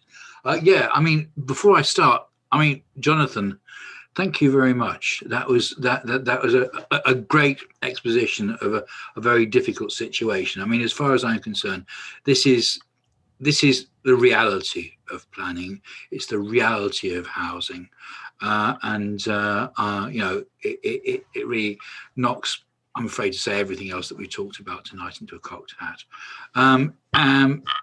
My question is, the only question I have is that once we actually give permission, if we give permission, how on earth do we actually regulate it to make sure that what we want to happen actually happens? And what do we do if it doesn't? Thank you. Chair, I referred to a number of one-off conditions that officers have drafted to be attached to this scheme. Once a permission is in place, the applicant then has 3 months to carry out various remedial works to the property. That includes CCTV, provision of external lighting, simple things like mailboxes for the tenants in the property. We're looking at measures to improve the development so that we get a safe and secure layout within the HMO. And what we're saying is that they've then got a number of months after that condition is discharged to implement the changes. And then if they haven't implemented them by that date, then the use must cease. So in a sense, it's putting them on notice that certain things have got to be done in terms of submitting details within 3 months, implementing the approved details within 3 months. So if they don't follow that, then we can serve a breach of condition notice. That's perhaps a different device that can be followed than serving an enforcement notice. An enforcement notice can be appealed, and what you're doing then, if you appeal against the enforcement notice, is you're really sort of saying planning permission should be granted for this development as it stands. We're upping the stakes in some respect by attaching conditions and then saying if you don't comply with those, we could serve a breach of condition notice, because the next step with a breach of condition notice is that you'd actually serve a prosecution on the owner of the building. So on the one hand, it's a softly approach, because we're saying, look, this is, something which is useful. We think HMOs provide a valuable source of accommodation. But on the other hand, by attaching those conditions, we do have it within our powers to take a far firmer approach in the longer term. All conditions can be appealed. The applicant could still choose to tough this one out and appeal against conditions. But I think we've worked along this for some time, and I think we've got a solution that provides a satisfactory compromise. Thank you. Councillor Okay. Hendry and Councillor Quilliam. Hendry and Quilliam with questions, I presume. We're still on questions. Yeah. Sorry. Can you hear me? Because my internet playing out. Okay. Right. To the officer, I don't know if I heard right. Did you say some of the rooms haven't got windows? Right. The next thing, I am quite concerned about safety.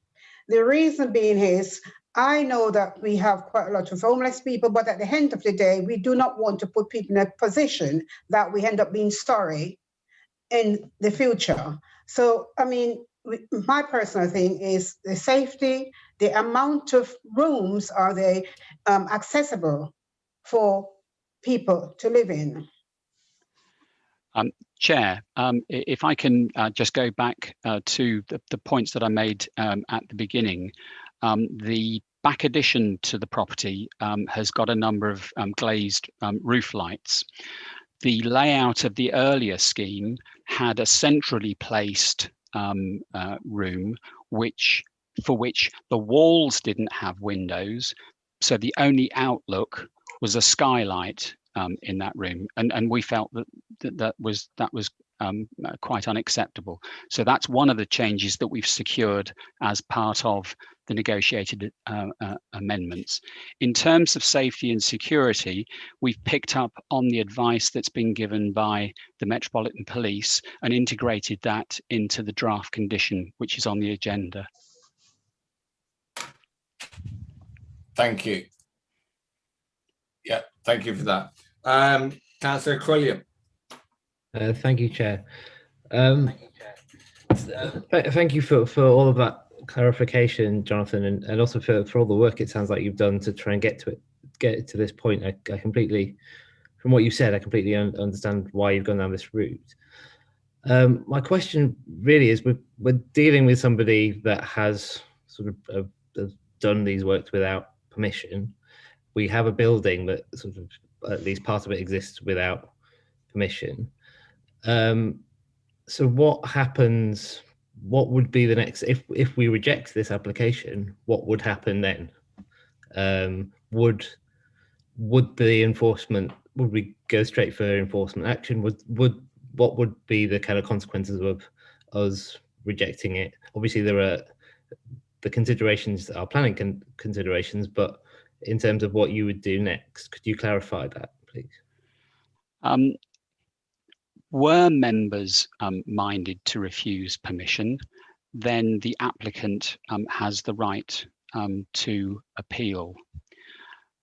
If the applicant exercises their right to appeal, then that will invariably place things like enforcement notices on hold.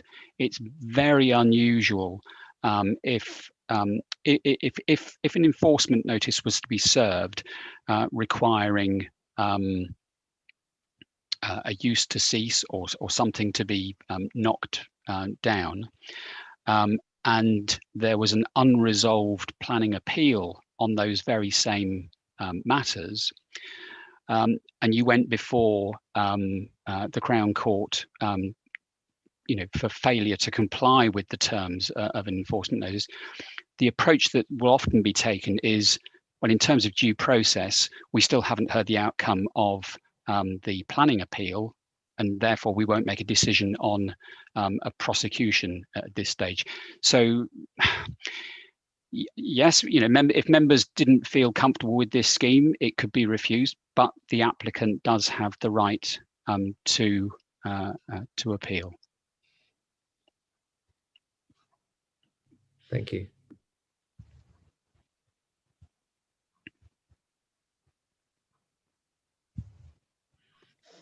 Chair, you're on mute. I'm sorry, yes, I was on mute. I'm back. I haven't, Fazana will tell me if there are any other hands of councillors who wish to comment on this application. Councillor Crowe. Councillor Crowe, please. Comments, Naz, Dave? Yes, comments.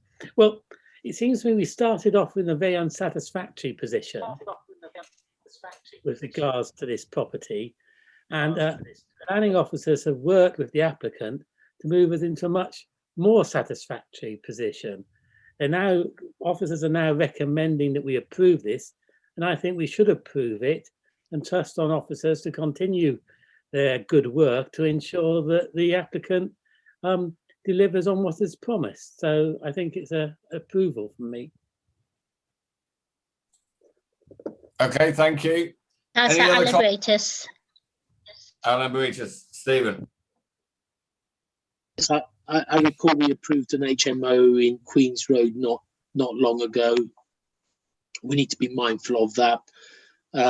We were impressed that the landowner there was also going to live in the actual property that was the HMO. That's not always the case. We were impressed by that as a commitment. I'm impressed with Jonathan working with the case officer to work with the landowner here to get a successful HMO off the ground. So we need to be mindful that we're fair to HMO landowners across the borough, east and west. Councillor Christie.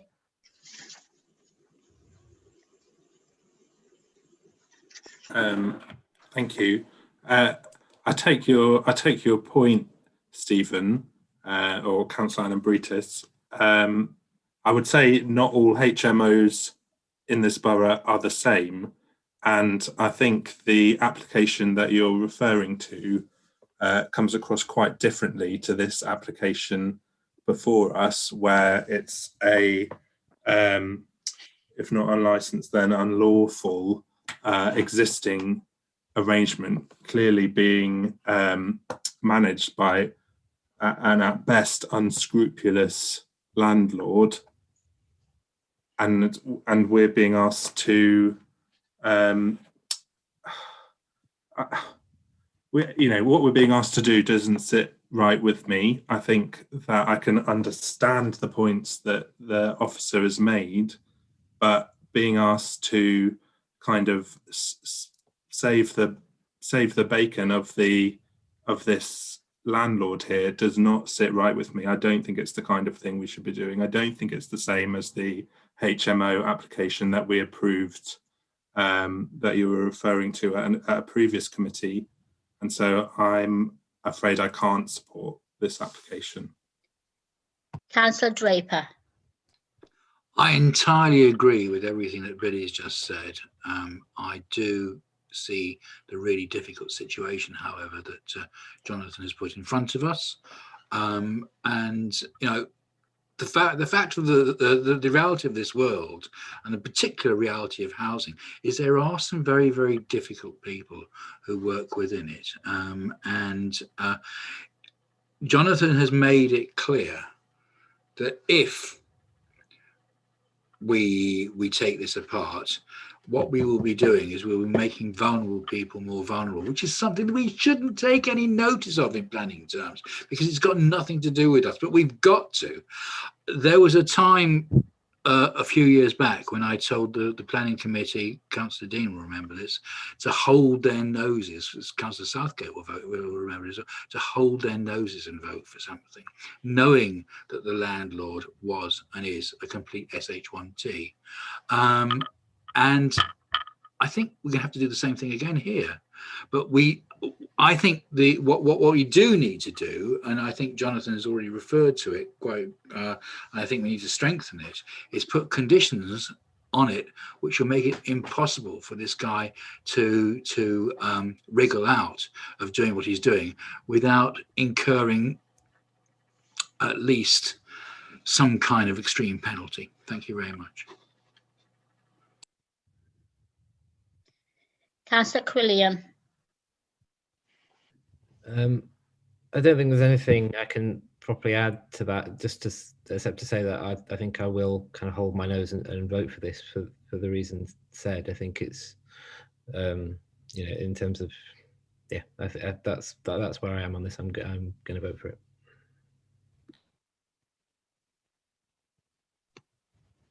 Chair, you're on mute, but Councillor Henry's got her hand up. Okay, sorry, I was on mute. Thank you very much for everyone so far. Councillor Henry.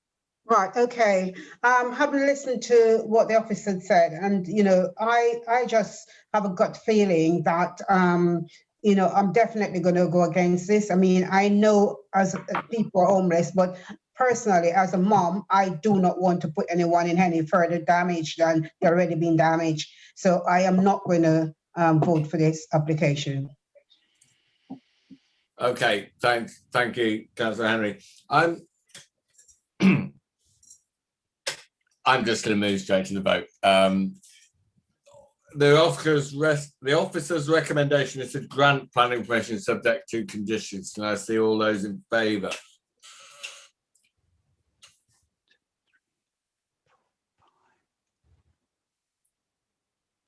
I think I can see 5 in favour. 1, 2, 3, 4, 5. 5 in favour. Right, okay, thank you. All those against? 1, 2, 3, 4. 4 against. 4 against. 4 against, and my 1 non-voting makes it 10. So that is passed. The final agenda item of the evening, agenda item 10. We don't have any speakers on this one. It is the garages at the rear of 38 Inglemere Road in Mitcham. I believe that is Jonathan again. Yeah. Thank you, Chair.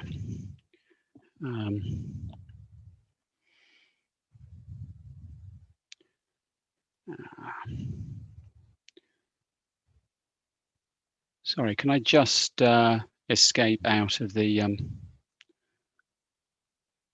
previous thing that I had? Right.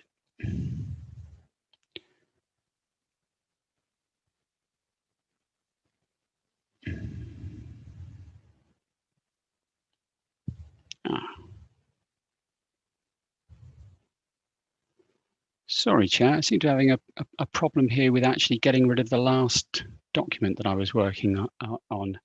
You just give me a moment whilst I try and close the... Certainly.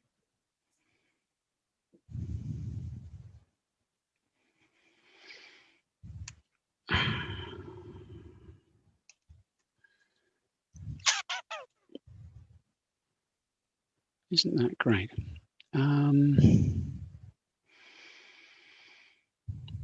Just one moment, let me try again.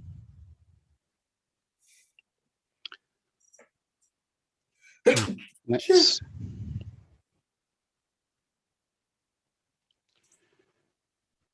That's the one we want to close.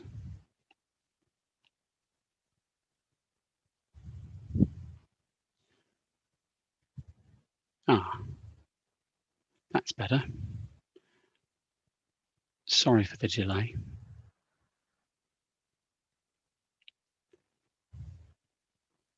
Right.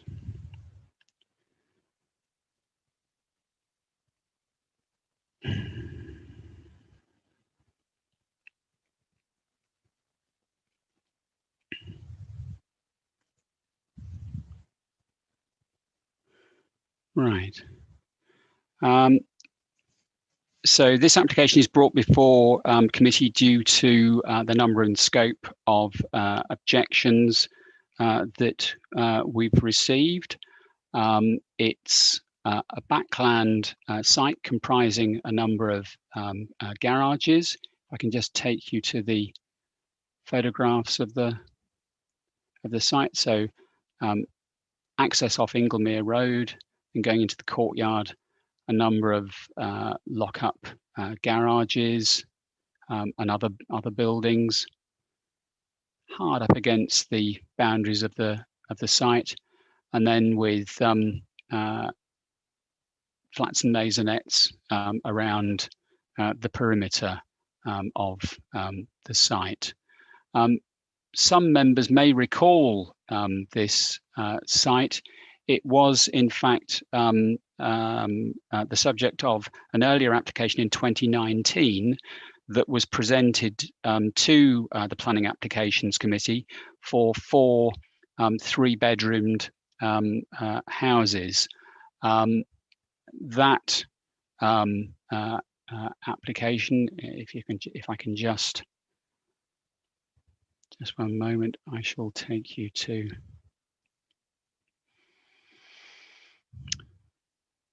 Right. Just share my screen.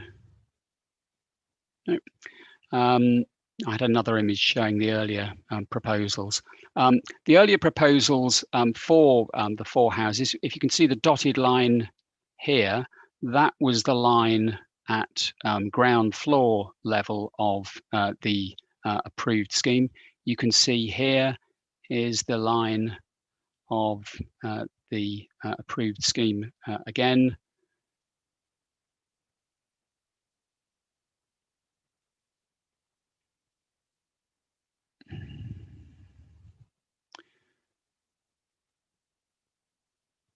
Oops.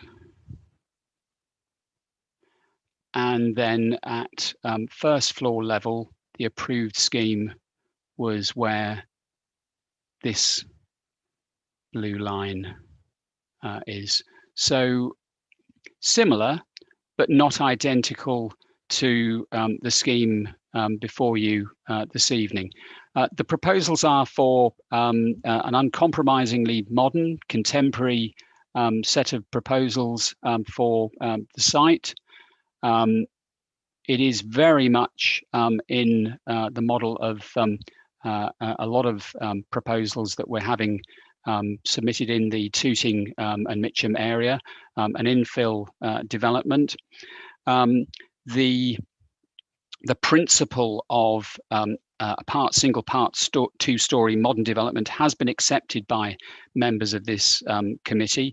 And I think picking up on some of the comments that were made earlier this evening, the new London plan at policy H2B acknowledges that boroughs should recognise that local character evolves and will need to change in appropriate locations to accommodate housing on small sites.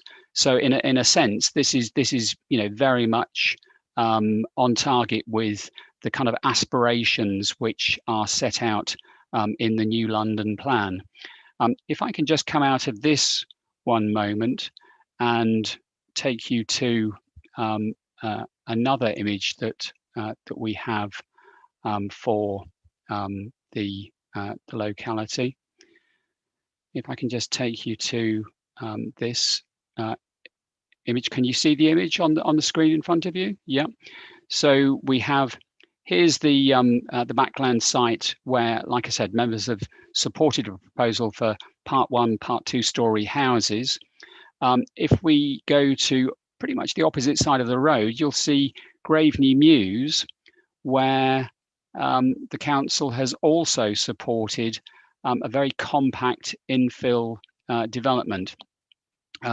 This was approved a few years ago. I've taken the team back to see the scheme, and again, very creative use of timber screens, little courtyard gardens, a mews development on this side. The way in which the scheme has been designed has avoided a lot of issues with overlooking.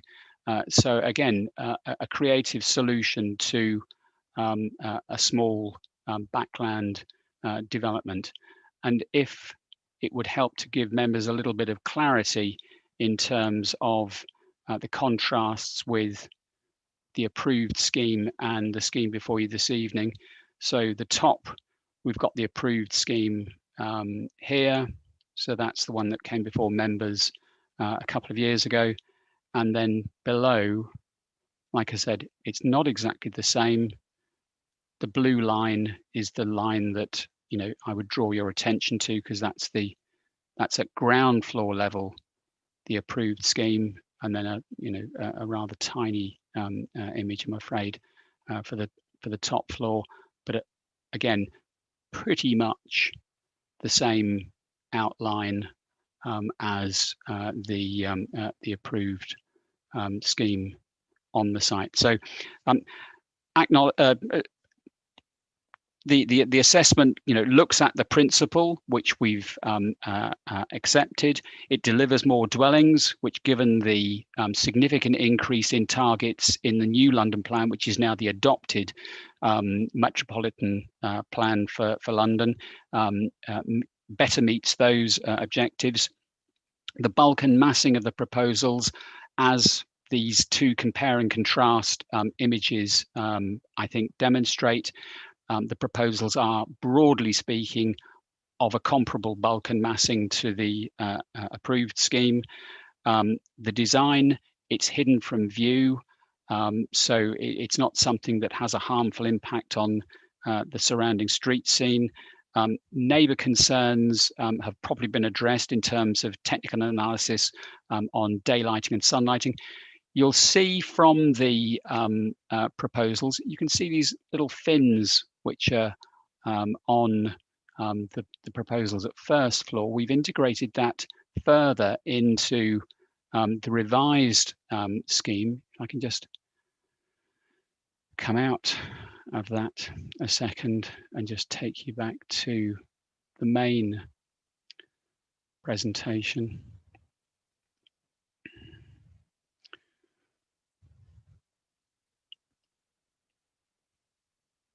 If I can sort of zip through these plans, you'll see at first floor level, the finned approach has been sort of worked on further, and that's been as a result of negotiation to avoid any problems with overlooking. Internal space standards meet the national standards or exceed them. Parking and servicing is broadly the same as before, and aside from, if the committee clerk can just make a note of this, I do believe that there's been an omission for site surface treatment and boundary treatment. I don't think we've got conditions on the agenda sheet for those two points, but if they could please be included, if members are minded to support the officer's recommendation, which is to approve the scheme subject to the completion of a Section 106 agreement. Thank you. Thank you very much, Jonathan. I'll move straight to questions of clarification on the report from any members of the committee. Councillor Alan Burgess. Alan Burgess, Councillor Alan Burgess, Stephen.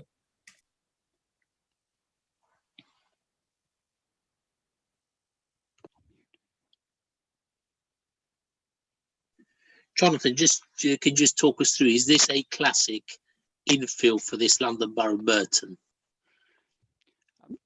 Chair, I don't think we necessarily have a classic definition in our local plan, but certainly this is the kind of scheme which the planners in the Mitcham and Morden team have to deal with on a regular basis, and we really are doing our level best to try and optimize, not maximize, because maximize would suggest perhaps something which is overdevelopment. Optimize, so you get the best outcome with no significant or harmful impact on neighbours. So this is very much the kind of thing that we're trying to drive forward. Thank you. Assuming there are no other questions, any comments from councillors on this application?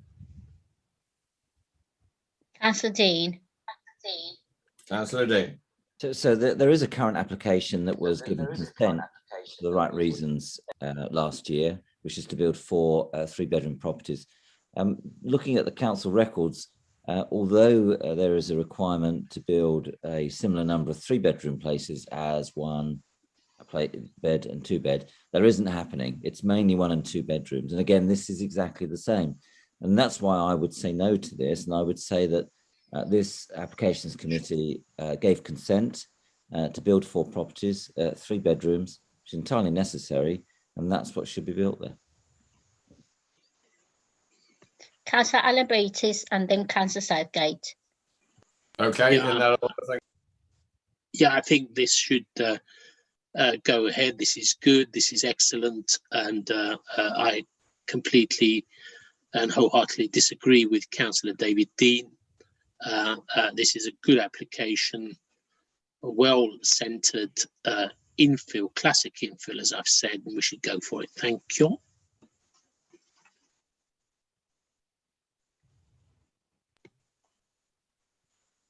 Councillor Southgate. Yeah, thank you. Well, the irony is, isn't it, whether it's 4 3-bedroom properties or 7 flats, the number of bedrooms is exactly the same. It's 12 bedrooms. So I would suggest we are being drawn into gaming the system here of being able to have more units, but in reality, you know, no more bed spaces. So, but that's I think the way we're going to be looking to meet our 918 new dwellings per annum target. Okay, thank you, Councillor Southgate. Assuming there are no further comments, I'm going to move this to the vote. The officer's recommendation is to grant planning permission subject to conditions 106 agreement. All those in favour?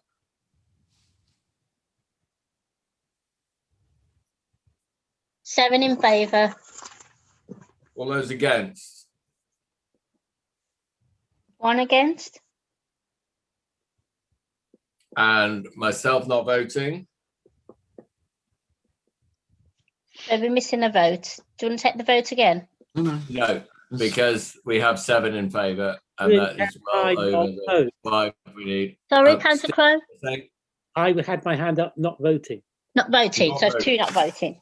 Okay, 7 in favour, 2 not vote, 1 against, 2 not voting. That is passed. Okay, that's the final application in front of us. I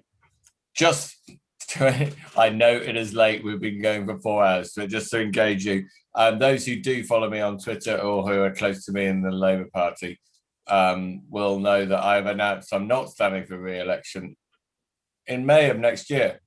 But I have just been re-elected as chair of this committee, so I have a full year to do the business of this committee before I do leave this council. It's going to be, I'm sorry to be leaving, but circumstances. So thank you to everyone for your contributions in the 6-7 months I've been chair so far. We have another year to go. It's going to be fun, it's going to be interesting, and we should get some things done for the people of Merton in terms of what we build. The final agenda item is just to note, agenda item 15 and 16, the appeal decisions and the enforcement summary. Can they both just be noted unless anyone needs to raise anything?